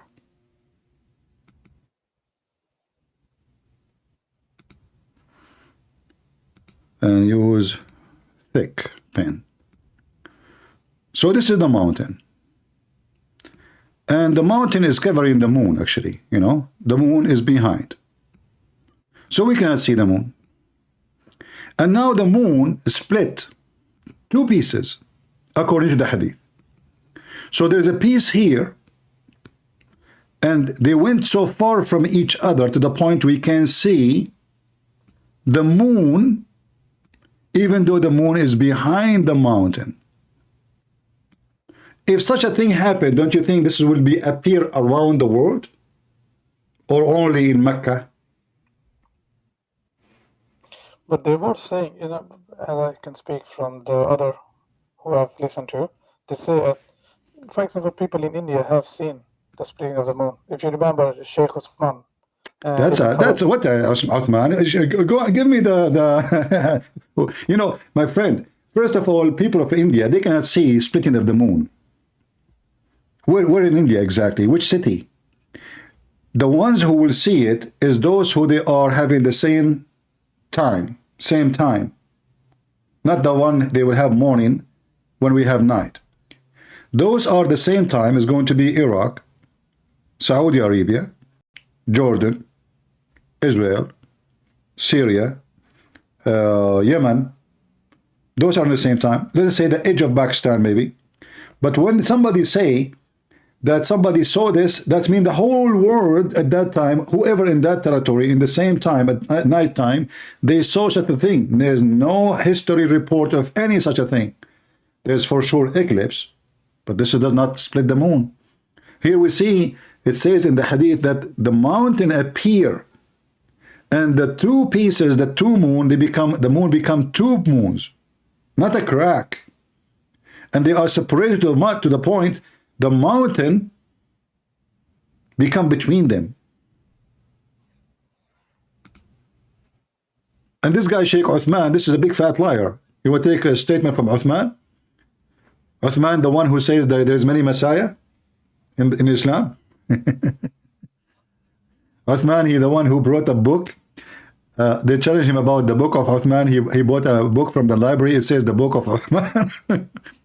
And then he brought it to the park, and there's the stupid, when he went there, they told him open the page. You will see it says in the same book, it says this cannot be the Quran of Uthman. The same book in his hand. This is the guy this is the guy. Okay, hold on. No, I've seen your debate with him. I know one time when he was calling you, which I found, because finally there was someone who I could answer your question, I see, but he couldn't. Yeah, I didn't find it very okay good. You know what, Uthman will help you with something. If you remember in one of the videos, and I play in my intro every time I go live sometime, he said that Muhammad, he was a pagan and he do not know what Jibreel is. Did you hear it? I don't remember that. Here we go. I will play it for you, but I don't know if you will be able to hear me. I will play it in Ramble. But I mean, again, he doesn't know who Gabriel is, right? Because he didn't come from an Abrahamic faith. He said, he do not know what Abraham is because he did not come from Abrahamic faith. Did Uthman refer? Was he saying that? Yeah, it's in front of us on the screen. I just play it. Gabriel, Muhammad, he did not know Gabriel because he's not from Abrahamic faith. I will play it again. Let me play it. So he's lying to a Christian in the park. I mean, again, he doesn't know who Gabriel is, right? Because he didn't come from an Abrahamic faith. The people of Mecca were pagan. You see, he do not know who is. He do not know. Did you hear what he said? He do not know who is Abraham. He do not know who is Gabriel because he did not come from Abrahamic faith. He is the people of Mecca. They were pagan. So he just admit that Muhammad was pagan, never was Abrahamic. This is the biggest fat lie Muslims they repeat always, either by ignorant or by lying, that Muhammad was Abrahamic. But as you see, Muhammad never was Abrahamic. He don't even know anything about Abrahamic faith. I know I showed you the verse in the Quran where it says that he know not what faith is. Yeah, you showed earlier. So you see the CP, that's the point. What to do now? If you understand. You leave Islam, you know, and then we will discuss with you. If not now today, take your time to read some about the Bible, whatever you want, and come back to me, and I will help you. But if you are convinced, that Islam is false, then why you hesitate? You know, it's not about because this is something you have been following all your life. You think it's with the habits. It's not something which you can live in one day. No, you can. Even No, you can. What is it like a drugs? What do you mean habit? This is not. You know, you are an adult. You are mature, and as long if you agree with me that Islam is false, then Islam is false. That's it. What habit? You want to follow something stupid just because it's a habit to be stupid? No, it's more like I need my time to explore, like to get a better understanding, because as I told you, I would love to hear this from a Muslim scholar, not because I don't trust what you are telling, but I just want to get the point to have this question to someone and let me hear what they have to, their explanation. My friend, all their explanation is explanation from people in YouTube is a fraud. Explanation of the scholars is there. The Arabic Quran is there, and you yourself you need to compare. And I showed you everything I showed you. None of them is maybe not what it says. It's obvious. So I'm not showing you something maybe, maybe not. I'm showing you clear evidence. No, that's what I mean. But what I mean, it's hard to like take it at the moment, because the reason why I'm also following you, I have my doubt, and that was the reason I wanted to talk to you live. But the thing is, for me, next step for me is like I would like to. Okay, let us do this. Read the Bible. Let us do this. Somebody in the chat, he says, why you don't invite those you call them scholars to debate me? Yeah, that's also my question also, because you know, I've actually write to someone in the Speaker's Corner. You know this group, SC Dawa. Who? I have SC Dawa in the YouTube. SC Dawa? Okay. Yeah, I have wrote to them. You can also contact them, and I have talked to someone live, but I don't get the chance. They say like they can't take live chats, so it's better if you just post a question. But this type of topics, it's not I can explain in 1 or 2 sentences. I need more time. No problem. Well, my friend, take your time and just be honest with yourself. It's your salvation, not mine. It's your life, it's your future. And nobody can see it better than you, where you want to be. But as you see, Islam is nothing but satanic, demonic cult. God who promised us nothing but sex, he cannot be. This is a sexual God. God is holy. His promise is holy. Life he wants from us is to be holy life. Life with ethic. We commit sin, yes. But we don't preach sin. We don't claim that sin is the best way to live. We struggle with sin. We do sin. We feel bad. We feel guilty. We ask for forgiveness. We pray. So a human being always will struggle with sin. But Islam encouraged sin. Islam changed the name of sin. So fornication, Muhammad, he called it zawaj, nikah.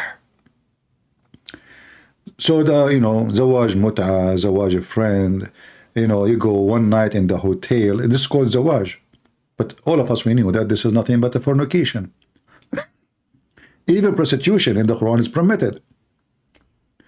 So force not your girls to do prostitution, and those are slaves, sex slaves. If they choose chastity, well, and if you force them, Allah is all merciful, there's no penalty. So the only religion beside maybe Hinduism and Buddhism promote prostitution is Islam. That's why in the culture of the Buddhist, prostitution is not seen as something bad. But Islam do the same. They kidnap girls, they force them into prostitution, and this was a practice in the time of Muhammad. In the time of Muhammad. So there was, now we have Andrew Tates. In the time of Muhammad, all the companions of Muhammad, they are Andrew Tate. And then Muhammad now, he received complaint from the wives, because the wife, those people, they are busy with the women. They have a lot of women. Muhammad, all what he can do, he says, force them not to do prostitution if they choose a chastity. So if they choose to be prostitute, it's okay. And if he force them, Allah is all merciful. No penalty. This is the Quran. I've seen the verse, yeah. Yeah, chapter 24, verse number 33.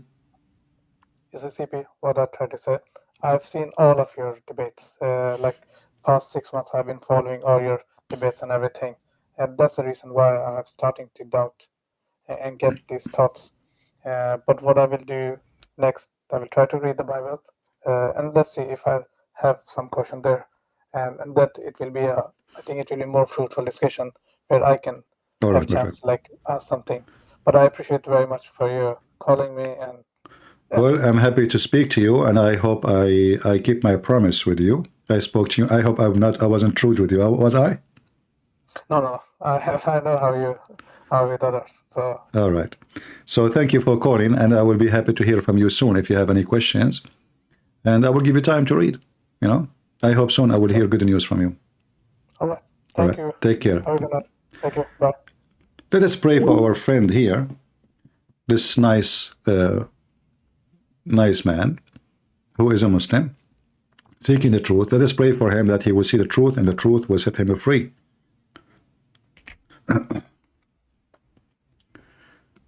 I mean, all the evidence take us to believe in one thing, that Muhammad is nothing but a fraud, and the only savior is Jesus. The savior is not Christian Prince. The savior is not an angel. The savior is not a bishop, is not a pope, is not even a church. The savior is the Messiah, and there is no name beside his name. All names look dirty beside his name. My name, your name, his name, her name, all they look dirty. Very dirty. So why in the world anyone want to follow someone like Muhammad, a man he is claiming to be serving God, yet he is busy going after little girls? You know, when Muhammad, he saw Jabir, who is supposedly a terrorist like Muhammad, they go and they invade the neighbor to steal their money and their grocery. And then he said to Jabir, "Hey Jabir, why you are rushing? Did you marry?" Jabir, he said, "Yes." He said, "Did you marry a little child or an old woman, a widow?" You see, the Muslims, they try to make it look nice, but the hadith make it clear. And then Muhammad now want to convince him that marrying a child is way better. It's more fun. Why? Because she will play with you, and you will play with her. Jabir, he said to him, "Well, you know what? My brother, he died." Different hadith says his father died, and he left him a bunch of orphan little girls. So I prefer not to bring someone like them. Read carefully. So I prefer to marry a woman who should look after them, not someone like them.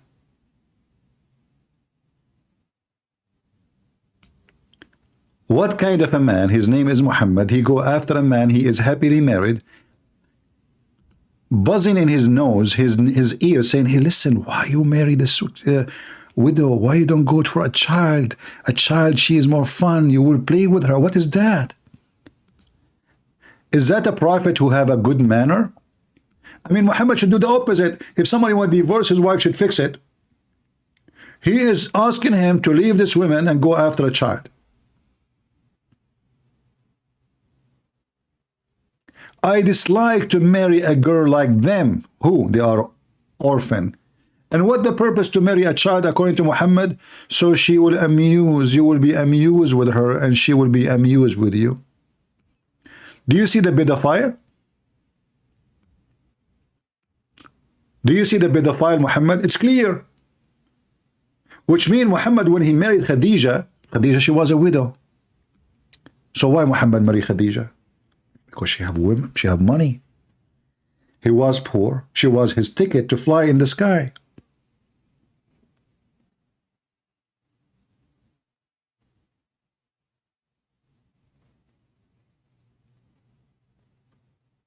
And this is the proof that he never liked Khadija. The pedophile, he could not hide his desire to children. And what the excuse to have a child in bed? She will amuse you, and you will amuse her. Is that the ethic of a man who claimed to be sent by God?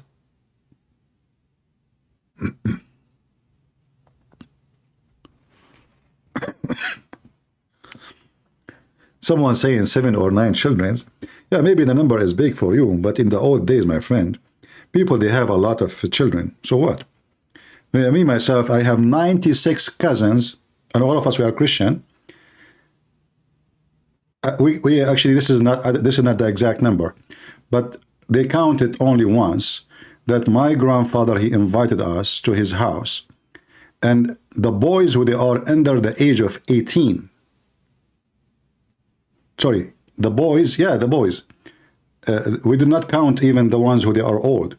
So the one under the 18 was 96 boys, just from one grandfather. This is not the girls alone. So his house is so big.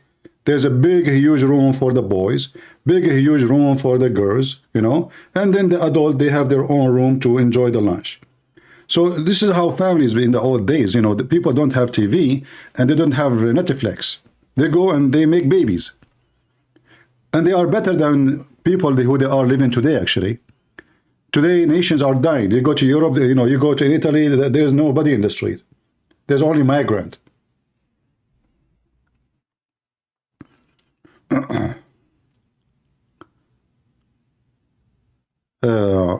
Having many children is not wrong. Having many children and you don't take care of them is wrong.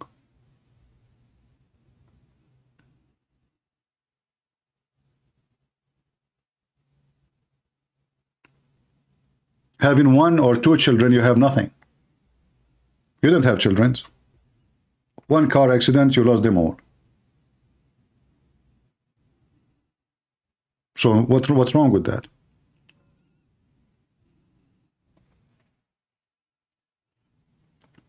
Nation have no children, they are not a nation. They will demolish, they will die. The one who will pay for your retirement, if you live in the state, is the child who is born today. So, you know, like once I was debating about homosexuality, and, you know, I wanted to use, let us say, the logic they understand. It's money. They worship money. So I did not tell them Bible, you know, and ethic. No. I said, who is the one who pay for your retirement when you are 65? They said, the one who is working at the time I am 65. I said, good. So if the nation become homosexual, lesbian and gays, where the baby will come from? Who is going to be working in the time you are 65? Nobody. We will have more old people and almost 0 young people, which means the 0 young people, they cannot afford to pay because this is from their tax. So homosexuality not only is not ethical, it's a destruction, even finance destruction. Even your retirement, you will go bankrupt. This is why we as Christians, we have the blessing of the Lord to give us wisdom. They, as atheists or Muslims, they have the curse of God. They curse themselves. You see, a Muslim, God gave him many children. What he do? He teach them hate. And then he start losing them one after one for what? Nothing. If you go see what happened now in Gaza, what the Muslim accomplish after all the screaming, Allahu Akbar, potato Akbar, shawarma Akbar, falafel Akbar. What you accomplish? Nothing.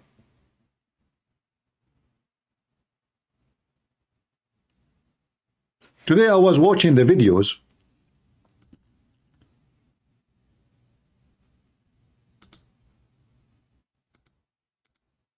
And the Muslims, they were cursing Hamas after now they woke up. Before, no. Before they were not. Before they were dancing when Hamas killed and raped. Now they woke up, they have no houses. Now they notice that they are no match to Israel.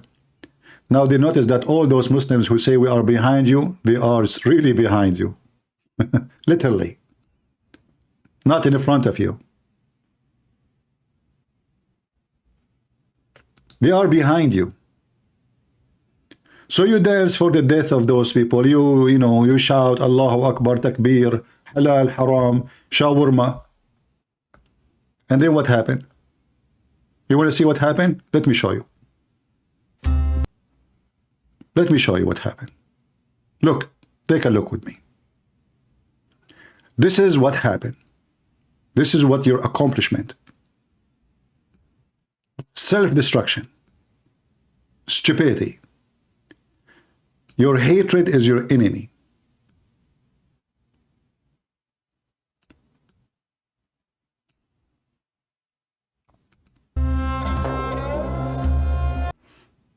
I will not play music. Look at this.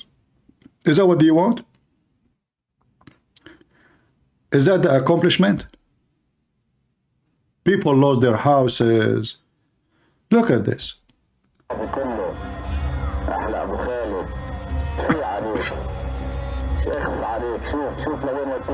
They are playing an audio of Muslims speaking to Hamas leaders, saying, I piss on you. I piss on you. Do you see what happened to the people? Open your TV and watch. Do you see what happened to the people, what you did?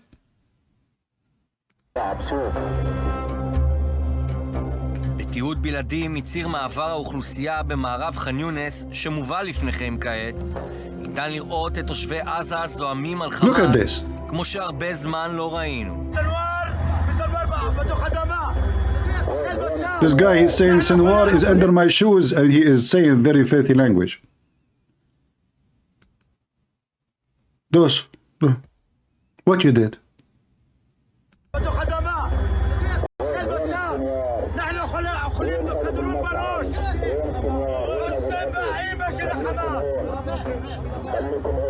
עשרות אלפי תושבי ח'אן יונס עוזבים את בתיהם. זה מחיר טבח ה-7 באוקטובר. شوف يا سنوار، شوف يا ابو العطش، يا ابو الوليد خالد المشعل. وديت البدله تبعك لدراي كلين اليوم. يا ابو الوليد وديت البدله على دراي كلين. The one is speaking, you know, playing an audio in the background, is saying to them, did you send your suit to the laundry machine? You know, you are sitting in a hotel and you are a leader, Khalid Mash'al. Huh? Where are you? You know, look what happened to us.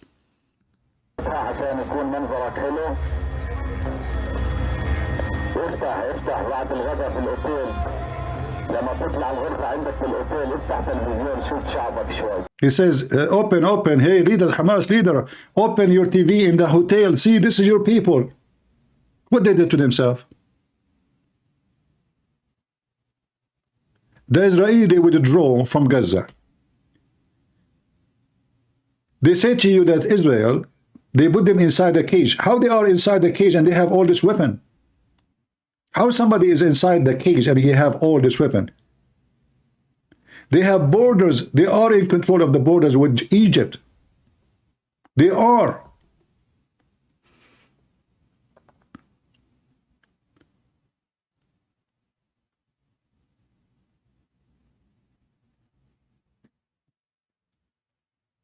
Look what you did to yourself.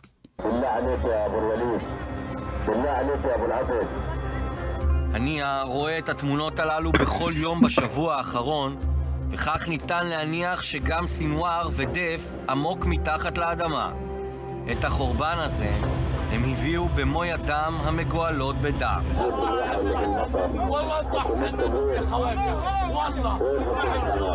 Look at this poor woman. Look at this old woman. Maybe she is 80, 90 years old. They were sitting in their houses. They were fine.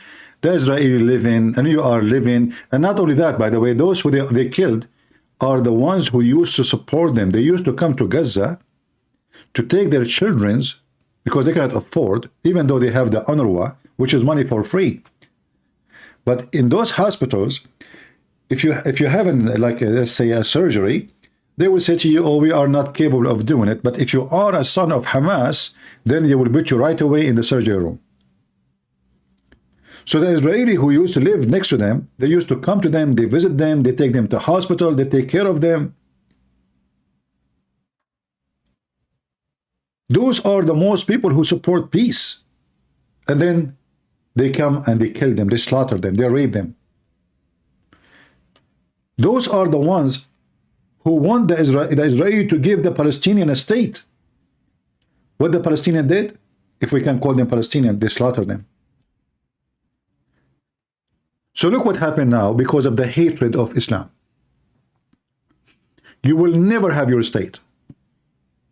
Because the Jews cannot trust have a state for those people next to them. All what you will have is a container. And this container will have to have no weapon. Because now you made it clear to the Jews that you cannot be trusted. And you cannot believe in peace.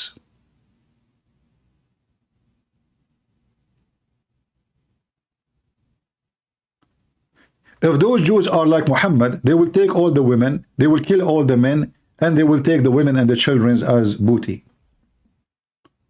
They can't do it.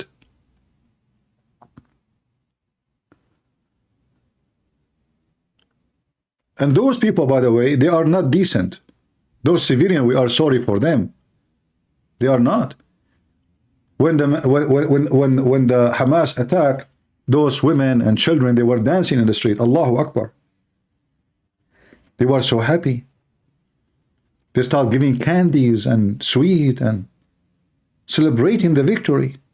Crying. They were crying from happiness. This is how much the massacre touched their heart and their feeling. Now because the Jews, they brought victory and brought shame on them. Now they are cursing Hamas. Why you did not curse them yesterday? את העוצמה הזאת אי אפשר לעצור. And actually I saw the villa of Sinwar. They entered the house of Sinwar. Let me see if I can find you the video of the villa of Sinwar. Hold on. Oh, look at this. They decide to make Hamas enter into karate school. What you will see now, those are called An-Nukhba, which mean the elite. The elite brigade of Hamas. Look at the elite surrendering like a chicken. בהובלת אלוף משנה לירון בטיטו, Potatoes. יוצא לעוד מבצע מוצלח. Potatoes. מחנה הפליטים ח'אן יונס, You see? אולי המקום המסוכן ביותר ברצועה, בו על פי הערכות יש עדיין 1,000 מחבלים, בדגש על עדיין. זה מחיר נוסף Those שעם are ישראל גובה the מאז. elite of Hamas. Do you see them? The guy, he called them potato like me. This is the video. Look, do you want to see the villa of the leader of Hamas? You want to see the house of Hamas? I mean, very poor. The guy is... אנחנו עובדים על זה. יש דיבורים ויש מעשים. אני אחראי על Yeah, המעשים. watch the house of the leader of Hamas. אנחנו מדברים על מעבר דירה. בואו נתחיל עם מחירי הנדל"ן. Let us see. Where is the villa? Let us go to the villa. Here we go. Look at this. This is the villa of the Sinwar. Do you see the poor guy? Look at the house. יש לכם פה את הסלון, מרווח, ספות, שיש איטלקי, קירות. חברים, זה עמיד לרקטות. You see? יש לכם פה... Look at the stairs. Fancy. Second floor, third floor, fourth floor. Look at this. 4 חדרים, מושלם, משפחה, זוג, מה שבא לכם. לבוא ולקחת. עכשיו אקח אתכם לסיבוב במטבח. הכל חדש מהניילון, חדש עיצוב. באמת, מחיר ברצפה, מחיר מהזולים בשוק. אני ממליץ. You see? זה מטבח חדש. Look at the kitchen. שימו לב לעיצוב, לא נגענו. ככה בא מהנגד. תשמע, זה מטורף. באמת מחיר. I mean, this guy is so... This guy, he have no job, he have no income, and suddenly he have more than $4 billion in the bank. The total is 41... Sorry, the total of the 4 leaders is $11 billion, I think, right? I made a video about it. But Sinwar is, he's struggling to defend the Palestinian. I mean, what do you want more? Look, I mean, this guy, for the sake of his people, he agreed to live in such a house. And they are refugee. This is supposedly a refugee land. And they need the UNRWA. I bet you that the UNRWA money is the one build the house, maybe. אהלן חברים, אנחנו פה בווילה של יחיא סנוואר, עכשיו למכירה. 0 שקלים, פשוט לבוא ולקחת. אני אתן לכם קצת הצעה על הווילה המטורפת הזאת. יש לכם פה את הסלון מרווח. He's talking about the area, how big area. Look at the saloon. Look at the column, how it's made. חברים, זה עמיד לרקטות, עמיד להכל. Yeah. All is decorated highly. הנוף המטורף הזה שמשקיף. All the house, you will notice all the house have fake roof, which mean decoration roof. It's not just concrete, like normal people they do. No, they have attached roof. Actually, there's a place here, let us see in the video where you can see it. Let me see if I can see, I saw it. You will see where the fake roof collapse. Here. If you go there, if you zoom in this room here, that room there, the fake roof collapse, you see it? This is a decoration roof. This is very expensive. So this guy is not only like having a house. Do you see the fake roof? The fake roof came down in the ground. Decoration.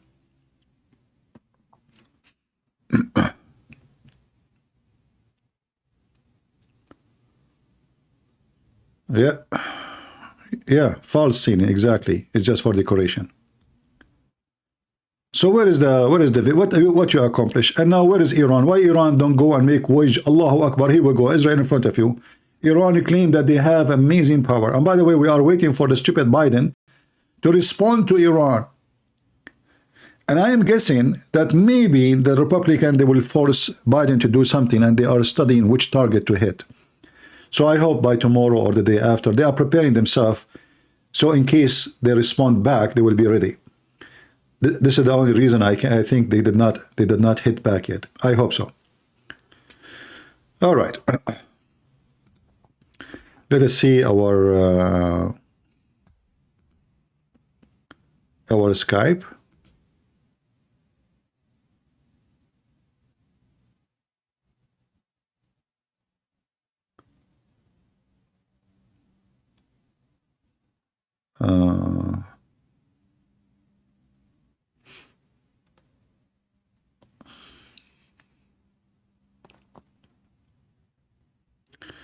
All right, somebody asking me to respond to some Hindus mocking Christianity. No problem.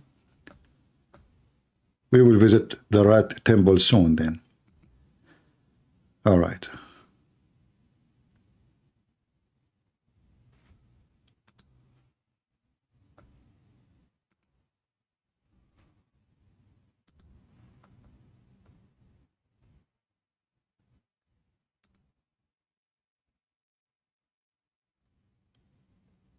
All right, yes, firmly.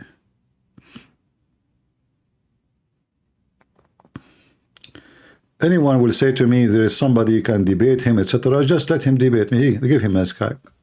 What I would do, just, I chase people.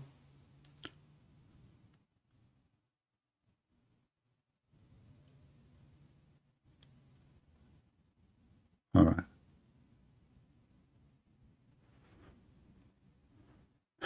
Do we have any Muhammadan?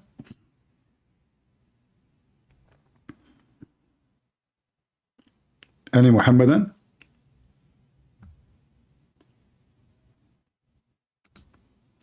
Don't worry about giving us a like or not. It's okay, I don't really care no more for those things. It doesn't count for me anymore, How many people watch, how many. The important is to deliver the message. People download my videos later, share it around in YouTube, everywhere. That's enough for me. So don't worry about who giving like and who 1,100 watching. It's a blessing. I don't care. Even if they are 500.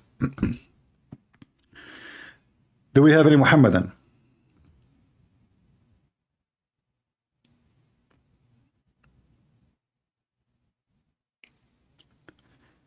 How many languages I speak? All languages in the world except the one you know. Like, you know, Al-Hassan, Al-Hussein, according to Shia, they speak 70 million languages. I mean, the Muslim, when they lie, they don't just lie. I mean, their lie hit the roof of the sky. 70 million languages. Only, are you sure not 69 millions? I mean, I never knew why Jesus baptized. Can you explain? Well, the baptism of Jesus is to confirm. If you read the messages clearly, you will see that a voice came from heaven said, "This is my only begotten son." Correct? So, when the Messiah says to us that you receive the Holy Spirit by baptism, he proved it to us. His word is confirmed, and who is he is confirmed by the baptism. A voice came from heaven says, "This is my only begotten son." Correct? So the baptism of Jesus is an announcement of heaven to the one who get baptism, starting from Jesus. Did I explain it to you in a very easy way?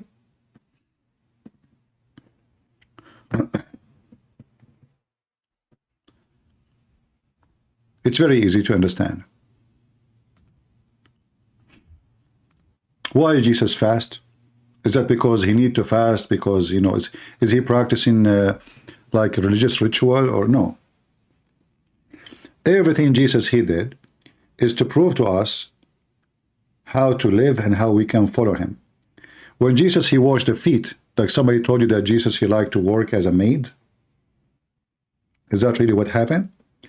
No, he was teaching us you cannot be a master unless you are a servant. And when he fasts, he is teaching you fasting. When you do the fasting, you do it willingly by choice. And not necessarily because you are a sinner, because he was not a sinner. It's not like you are repenting, that's why you fast. It is you teach your body. You conquer your body. You conquer your desire. You conquer yourself by doing the opposite of your desire. So fasting is not only fasting about food or no, it's fasting from your body controlling you. It's you doing the opposite. You are controlling yourself. All right? Christianity is not like Islam. It's not about superstition and fictions. Everything happened for a reason. When Muhammad, he says, when you do yani, put your hand over your mouth, it's not because he's teaching you health or hygiene. He is teaching you that shaitan jump in your mouth.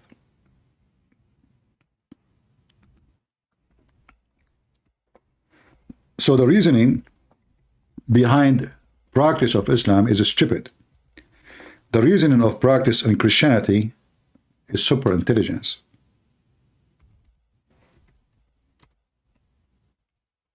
Like actually, without showing you the hadith, if you remember, when we play this, the intro, this guy here in the video, he says, Shaitan, he pee in your ears.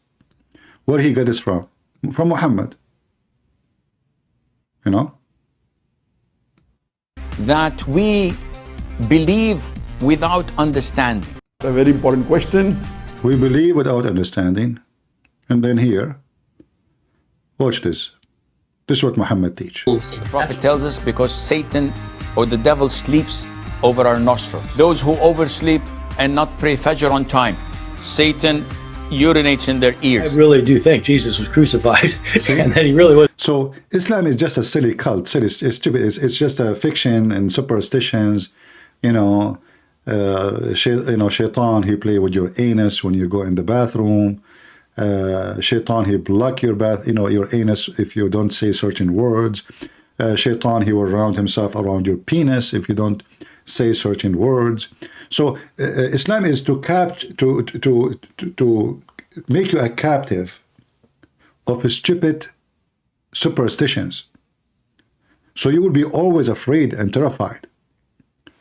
Like if we go right now, let us see if I can search. Let me search for this. Give me a second.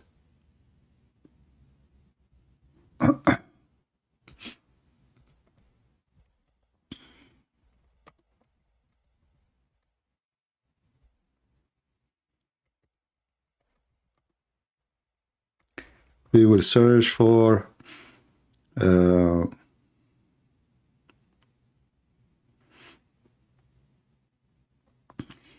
like what?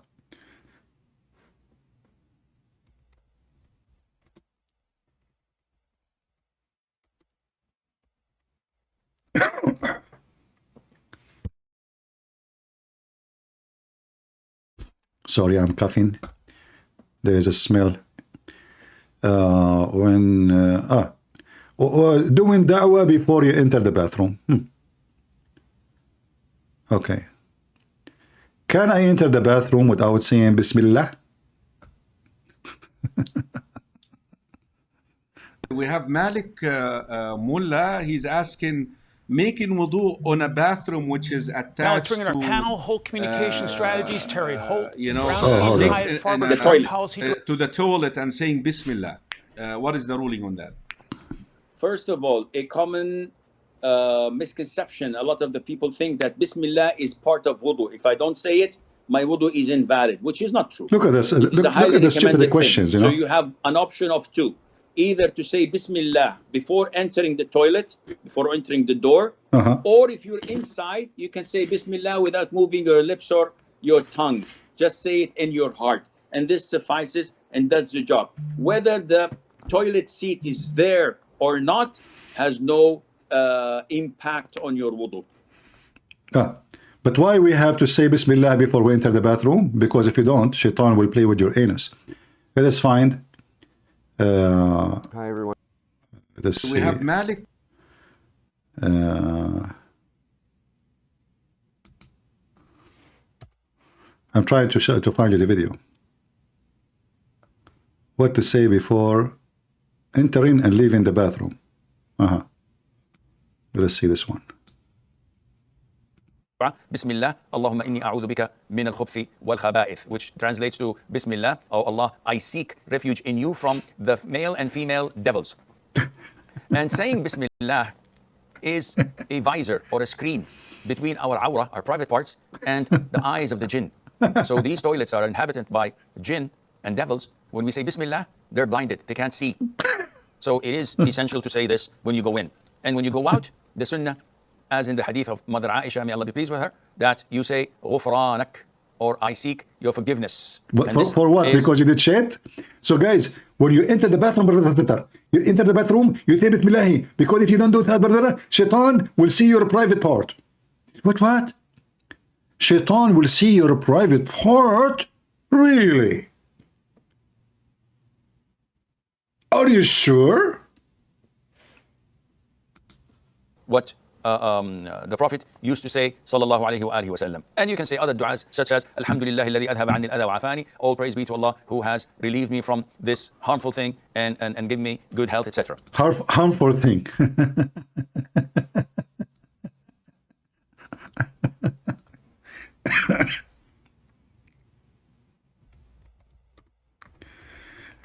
I seek forgiveness from Allah because I just did shit. Excuse my language. I mean, can you believe such a stupid thing? You know? Very serious questions. This person, he have a doubt if he did fart or he did not. This is important. What happened? Canada's first question, and he says that whenever he squats or sits to wash his feet, he doubts whether he passed wind or not. And he gave the answer himself, alhamdulillah. With knowledge, you annihilate, you erase doubts. And he gave the rule himself. Alhamdulillah, I didn't do anything. Alhamdulillah. So he said, I just heard you say that doubts do not impact certainty. And this is the ruling that the Prophet gave us, alayhi salatu. He said, when any one of you is praying, he should not leave his prayer just for the thought that he had passed wind. The thought itself does not break your prayer. Unless he hears a sound or finds an odor.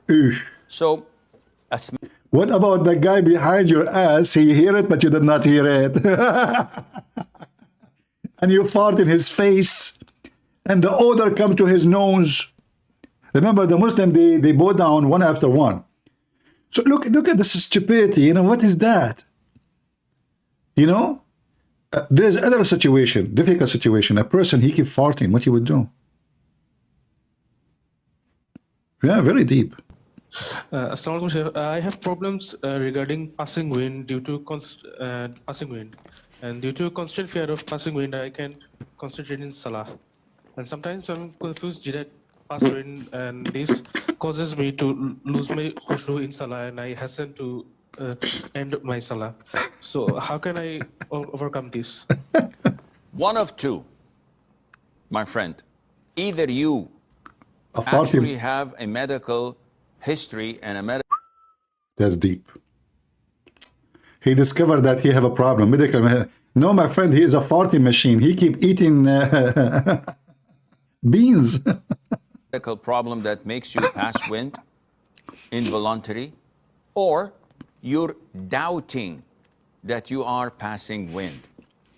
If you have the former, if you do have a medical condition that makes you pass wind involuntary without any control, and this is frequent 24/7, in this case, the scholars say the moment the adhan is given, you can offer your wudu and then pray between the adhan time until the end of the time of that prayer without the need of renewing your wudu if you were to... Do you see they make a trick to avoid? Like, I thought you have to do ablution, it's a no question, but now they make a trick. Before, when the adhan start and before, if you do that, it's okay. Look, what the heck? Pass wind. Why? Because Allah says, فَاتَّقُوا اللَّهَ مَا اسْتَطَعْتُمْ. Fear Allah to the best of your ability, and this is the best of ability of farting. Oh, okay.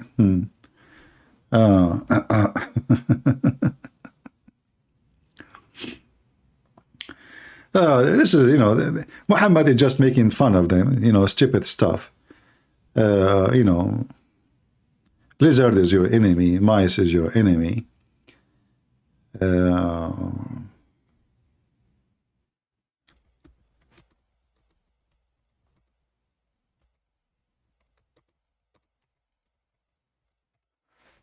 Let us see.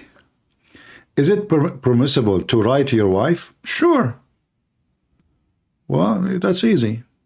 That is the best advice. The first question that we have, the brother says, when it is permissible for us to lie, meaning that, can I lie to my wife if this adds some form of harmony between us? This is from Brother Muhammad.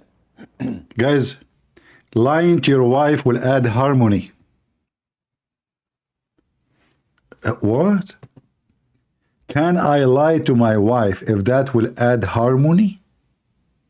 How what? So harmony will not work unless you lie to your wife? Explain to us, brother, how does that work? Well, Muhammad, the Prophet said, alayhi salatu wasalam, lying is not permissible except in 3 cases. Only. Hold on, Sheikh. Are you saying that lying is permissible? Akhi, Allah Azza wa Jal stated in the Quran that lying is sinful. The Prophet sallallahu alaihi wasallam stated that lying is sinful. But the Prophet himself made an exception in 3 cases. And these 3 cases, when you hear them, you would understand that the benefit of lying far exceeds the harm. So if someone says, you took my money, and I said, no, I didn't, and I'm lying, there's no benefit in this. No, there's a benefit. You took the money. You see the stupid logic? He is telling you if the harm exceed, if the benefit exceed the harm. Well, yeah, the benefit exceed the harm. You took the money. A benefit for me, it's far less than the harm which has been inflicted upon the man I took his money. Yeah, so if the guy is rich and I am not rich like him, and I steal his money and I lie, that mean it's a benefit for me, is less harm for him. But the Prophet said, alayhi sallam, 3 cases. Tell us. Okay. Is when a man lies to his wife And scholars explain this by saying that such a lie in order to increase harmony. So she says, honey, how do I look? And she's wearing a dress.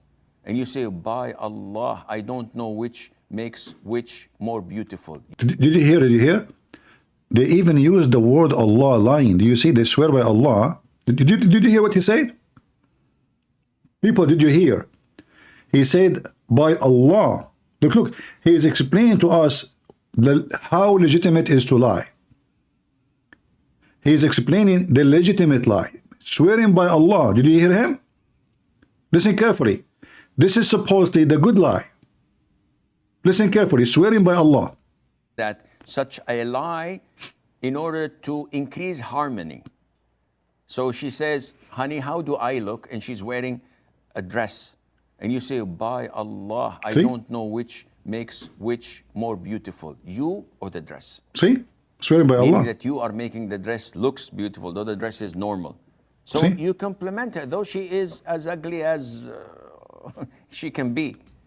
What? Did you hear it? The wife, she is ugly as ugly can be. Yet the Muslim is allowed to swear by Allah.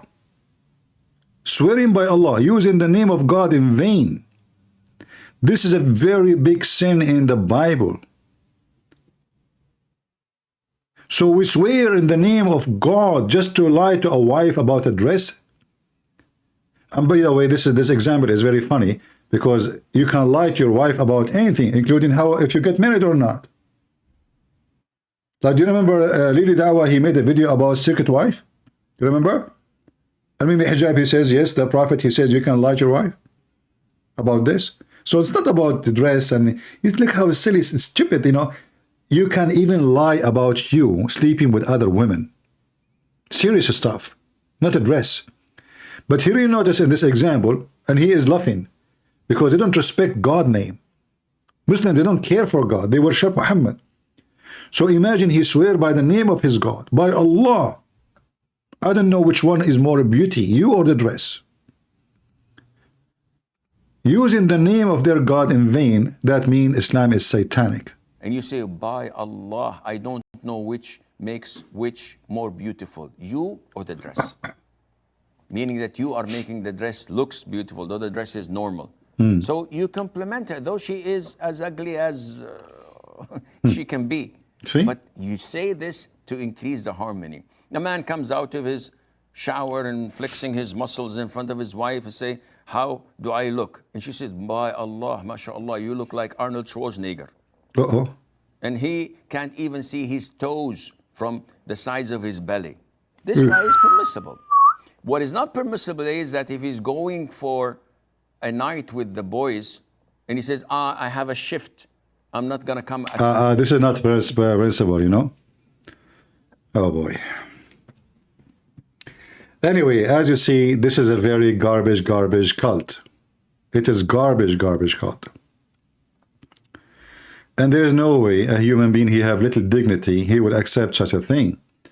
Harmony between wife and husband does not happen by lying to each other. If you say to her you are beautiful, but you see her the most ugly, obviously there's no harmony at all. Correct? Why a man, he will say to his wife, you are so beautiful? Is that because he's a coward to say you are ugly? Why he married her if she is ugly? Because you see, beauty is relative. It's about how you see the things. You will see a woman marrying someone, he don't look good. She looks so pretty. But she, you know, she love him. She find him the most handsome man. But why you will lie? And how that will increase harmony? Obviously, there is no harmony. There's zero harmony in this marriage because the husband, he see her so ugly. So now he have to lie. And that's supposedly making him a good person.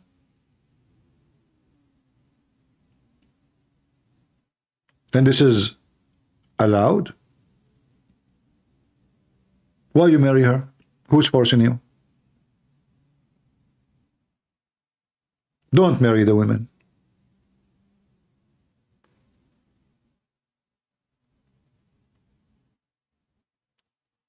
Very, everything in this cult is about deceiving, is about lying.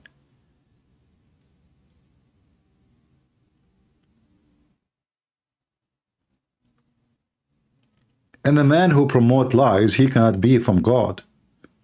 If Muhammad have little decency, the first thing actually, you see, if we start lying inside our houses, then what kind of community we have?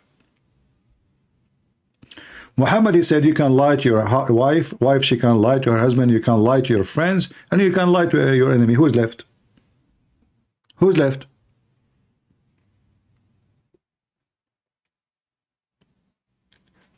This is why Islamic society is extremely corrupt.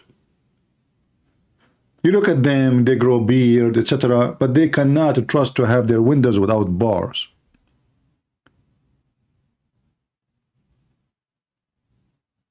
Why they have bars in every window in the Middle East? If everybody is religious. Why women, she cannot walk alone in the street in the Middle East if men are religious? Why do women need a guardian if everybody guarding his faith? The fact is the opposite. You need a guardian for your women when you walk in the street because everybody is pervert. Because Islam did not make them better people, make them pervert, practicing pervert. A woman, she go in the bus, 1,000 hands will touch her ass, will lust her. A man will stand behind her, he will be rubbing his thing in her back, in front of everybody.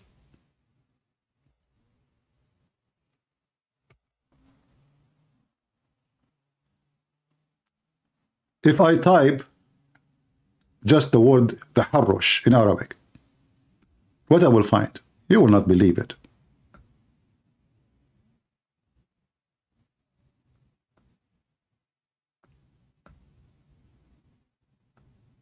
Look, this guy, he wanna look, he came to watch what is inside the thing, so he is what? He's rubbing himself in the ass of the women in front of him. Do you see? If you watch these videos, you will see how disgusting they are. This is what happened to you if you go inside the bus in the Middle East. You will have a baby before you get out. Look here, look.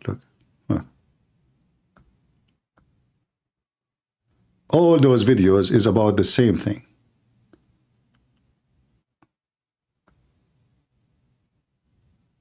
All these videos. This is the Middle East.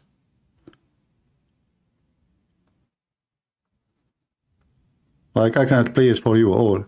Like here, look at the bus. Look how he is standing behind the women. You see how he's standing? Look.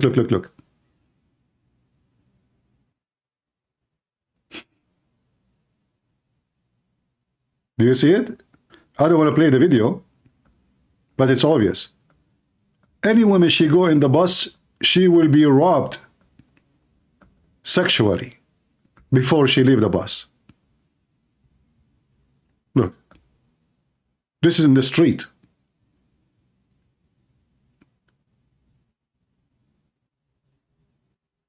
He's harassing the women. He want to grab her. Look, he grabbed her, you know? Yeah. This is the Middle East. Look at this. Look here. Look. This guy is waiting in the... Look. Come on, don't push me, man.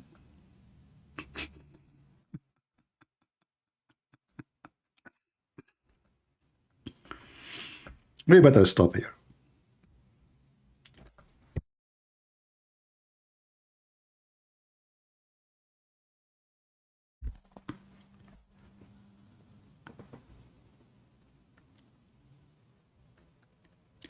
Well, in Spain, they are doing this. Well, it's not the fault of the Abdul, it's the fault of the Spanish stupid people who allowed them to do that. Where is the Spanish men? Why they allow those people to be there? They deserve it then. Anyway, I think we have enough for today. This is Fox News waiting for Biden to do something as response to Iran.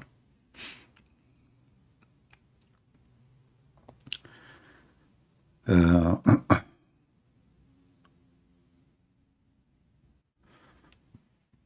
you talk about verses in the Quran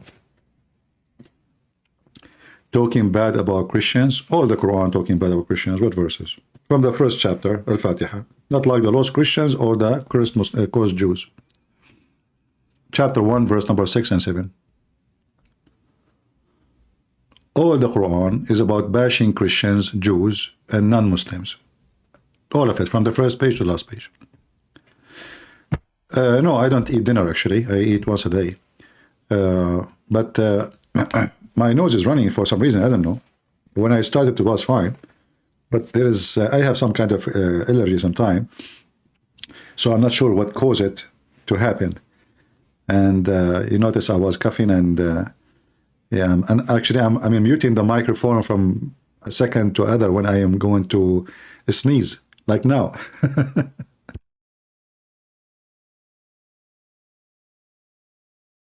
It's good to have a mute for the microphone, otherwise you will hear me. Anyway, I want to say thank you all, guys, for being here. May the Lord bless you. Don't forget to share the videos with your friends, invite them, subscribe. As you see, our channel here is just growing. We have just a few thousand, but few is a blessing, and a few who they are serious is better than millions who they are useless. So I'm blessed by having you, and I pray to the blessing Lord, the blessing of the Lord to come upon you all, and to give you wisdom, knowledge, and making you able to use it so you can have a benefit with it in your life. See, what we learn here is not only about Islam, we learn about how we as a Christians understand ourselves, our faith, so we can refute the false people who like Muslims. It's very important for us to take knowledge. You know, you should be like an oven. You know, nobody want to eat the dough. The dough tastes bad. Even the dough, which is the bread, before you cook it, tastes so ugly. If you try to eat it, it doesn't taste good. But as soon you cook it, become bread, then that dough will become delicious. And this is how knowledge is. Knowledge, fact, truth, sometimes can be ugly, harmful to your mind, to your, you know, to your ethic. You hear about rape, crimes, I mean, disgusting. But it's a fact. We have to take this knowledge. We observe it, we learn from it, so we can protect ourselves. And then we give it to our children as good, delicious bread, so they can be wise. Look at the liberals. They fought the Bible. They fought teaching about God in schools. Look at their kids. You will find a teenager, he have 1,000 ring in his nose, in his ear, tattoo, wearing, like, he have a chains and all kind of sign of confusion. Drugs, hash, they die left and right. All of this happening for a very simple reason, which the left, they are denying because they fought the Bible. When you fight the word of God, you will be cursed. It doesn't matter how big your nation, it doesn't matter how powerful, you will be demolished. You will be demolished. The second the word of God leave your house, you have no house. You have a stable of animals where everybody jump on everybody. Where everybody believe is an animal, he can do as he wish. Where ethic disappear. So either you have a house or you have a stable of animals. And the only way to have a house is to make your house the house of God. If God, he present, when you eat, you say, thank you, Lord, for the food. And you appreciate the food you receive. And you share your food with the one who need it. You live happily. Don't do what the Muslims say, lie to your wife. Lying to your wife will not make your life better. Your wife will hate you. Your wife, she will lose a trust on you. Sooner or later, she will discover that you were lying to her. Don't listen to the Muhammadan. Don't lie to your husband. First lie, second lie, third lie, your husband will never trust you again. The second trust, leave the house, there's no house. Again, your house became a stable. For the man, he think now my life is with women who keep lying to me. I don't know if she is sleeping with somebody else or not, because lies is permitted. I don't know if my husband is sleeping with somebody or not, because it's permitted for him to lie. Don't take what Muhammad say. This is Satan. You want to live happily? You have to be following the Messiah. Is it true our judgment will be stricter as a Christians? It's not about being stricter. There's no stricter and there's no lousy. The judgment is a judgment. In the day of judgment, you will be judged.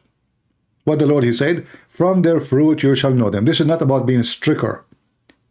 But what is look like it is strict, because following Christ is not a joke. You can't be with and against. Either you are with me or against me. The Messiah, he said, either you are warm, either you are cold or hot, so I can swallow you. Like when you drink water, if you drink warm water, it's disgusting. So if you try to be like, you are sin, no sin, bad and good, whatever you want, like, you are between, you have one leg in lousy life, one leg in religious, that will not work. Either you are with or against. So we can be people who do sin, but we are fighting our sin. So let's say you are a horse who is running and the horse fell down. Then you stand up and you run again, but you might fall down again. So the Lord, he is noticing you, is every step of your life is a step of sin, or every 1,000 step is a step of sin. If your life, your walk is a walk of sin, then obviously you are enjoying sin and you live the life of sin. You don't want to be the horse who fell down and stand up and run 1,000 feet, 2,000 feet, and then he fell again. When you fail, the Lord will take you, will give you his hand. That's why he says, come, knock at my door and I will open for you. You see, when Jesus said, I came for the sinner or the sick, not the healthy. So he came for the sick. And that's what we have. We have sickness. So you do not need to be worried about you being sick. You need to be worried about you loving to be sick, enjoying to be sick, fighting to be sick, not fighting against sickness. So the one who enjoys sickness, this one, he will go to hell. The one who fights his sickness is the one who belongs to the Lord. Otherwise, all of us, my friends, we commit sin. All of us. If there is one person, he says to you, I don't commit sin, he's a big fat liar. If there is anyone up here can claim that he don't commit sin, can I say to you, I am a perfect person who don't commit sin? If I say that, I'm a big fat liar then.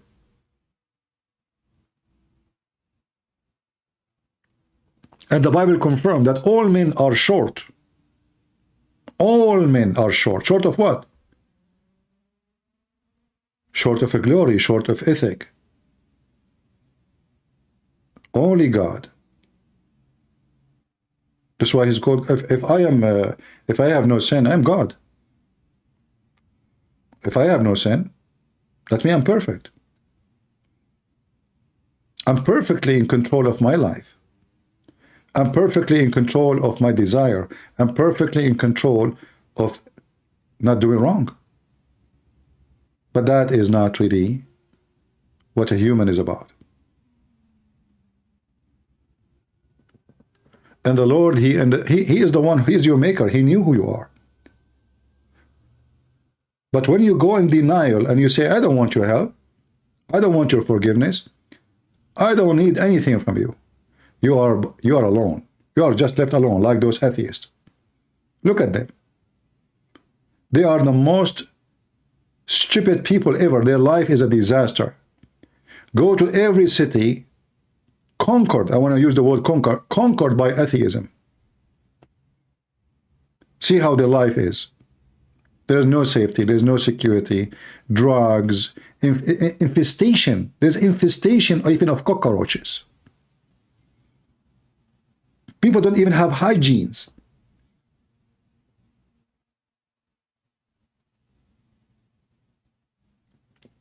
So the second we deny the Lord will deny us. And this is what the Lord, he said. The one who deny me, I will deny him. You see, this country, America, is the most powerful country in this world. If this country continue like this country is going to be demolished the same as many other empires demolished before. All empires, they demolished for a very simple reason. They were not godly. As even Israel.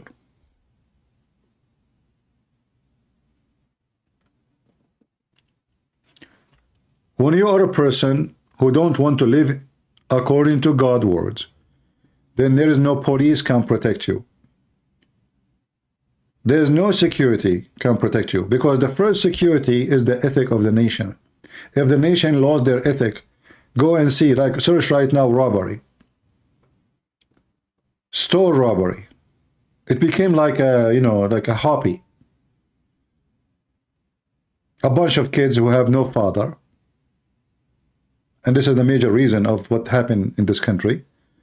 Those atheists who the women sleep around, men sleep around, and the kids, they are born, they have no dad, and they don't know even who is their dad, like Muhammad. Then what they will learn? They grow up in the street, drugs, guns, shoot him, shoot me, sleep with her. How we make money? We go and we rob a store, go to ATM machine. And the mother, she would, she would encourage them to bring money home. She don't care if her son die. She hoped that the police will shoot him so she can sue the police. We are in a time when if you are a criminal and the police, they shoot you, the police are bad. This is how stupid their ethic, those liberals, is. They want to defund even the police. And now they are paying the price. Go to Chicago and see what kind of city it become. Go to New York, everybody is leaving. Everybody is leaving. Nobody want to live there.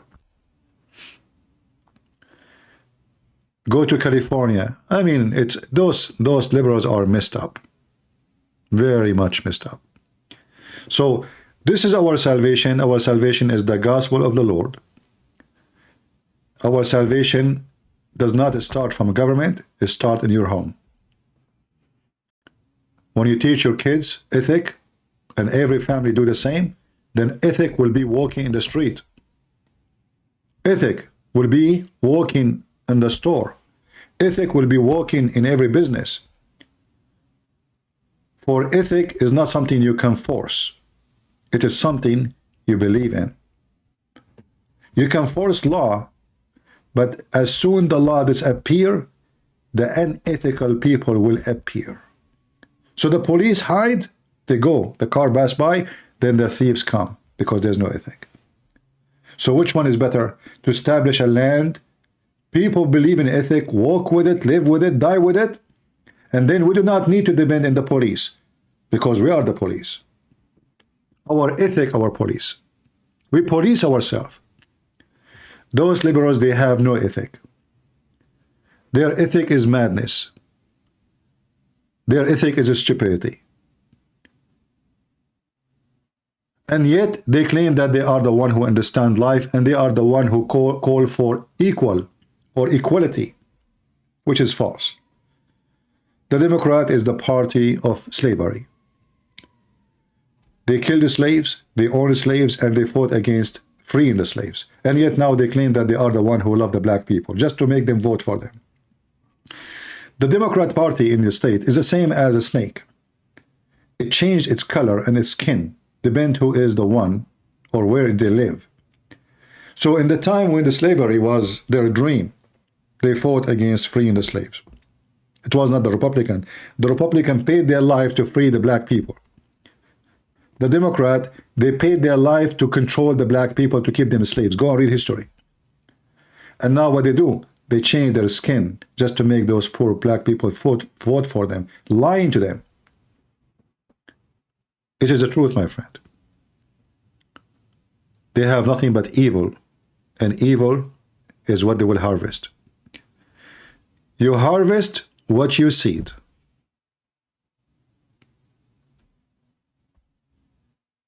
And this is what nobody can deny. So I want to say thank you, and I hope my English was good for you to explain to you my statement and what I wanted to say, because sometimes I find myself limited, especially if we talk about politics and stupidity like this, you know. But for me, as a migrant who came to the state, when they told me you should vote Democrat, I was dying laughing at the stupidity of those who vote Democrat. Why in the world anyone would vote Democrat? Why in the world you want to do that? To increase the gas price? To increase the food price? To increase the health insurance price? Are you stupid or what? Everything this party do, everything it touch, it destroyed. The Democratic Party is the same as termite. You know what termite is?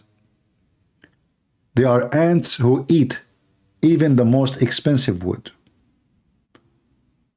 They enter into palace and they keep crawling and eating the wood, and then the palace will collapse. I don't see them even as a party. I see them as termite. They hate this country. They hate themselves. They are confused even about their gender. They don't even know what women is. This is how confused they are. And we are better than this. We know who is a man, and we know who is a woman. And a woman respected when she is a woman, not when she is acting like a man. And a man is respected when he is acting as a man, not when he is acting as a woman. You lose your respect if you change your position. You lose it. You look silly.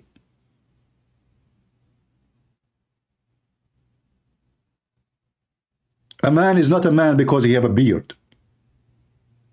A man is someone, he work, he provide, he protect, he's loyal, he's truthful, he's honest, he's loving, he's giving, and he is willing to give his blood to his family and his country. That is a man. It's not about how long your beard is. And a woman is not just a woman have a breast, even though women, she should have what women have. But she is the one who provide the country with the best gift of God. Who cannot respect his mother? Who dare not to respect his mother? Who can say we don't respect women? Who of you can say my mother is evil, ugly, unless she is evil? Women is respected in Christianity. God himself is born of woman, not of a man. Our Lord himself. So if our Lord himself disrespect women, then how in the world he want to be born of a woman? That cannot be. So with the Christ, man and women, they have the respect. And the woman, she will be the same as the church. And the man will be the same as the Messiah, giving himself to the church. Not to control the church, but because he loved the church, he gave himself.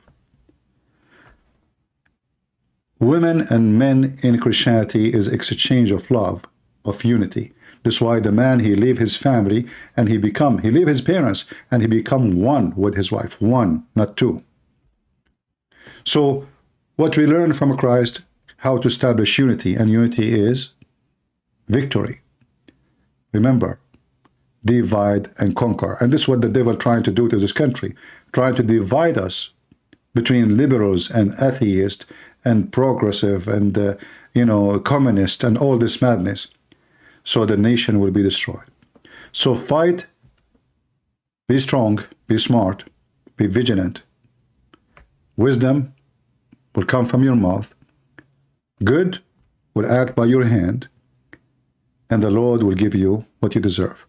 Thank you all for being here. May the Lord bless you. And this is your brother Christian Prince who was serving you humbly for today. I hope to see you tomorrow if I can. Thank you. Take care.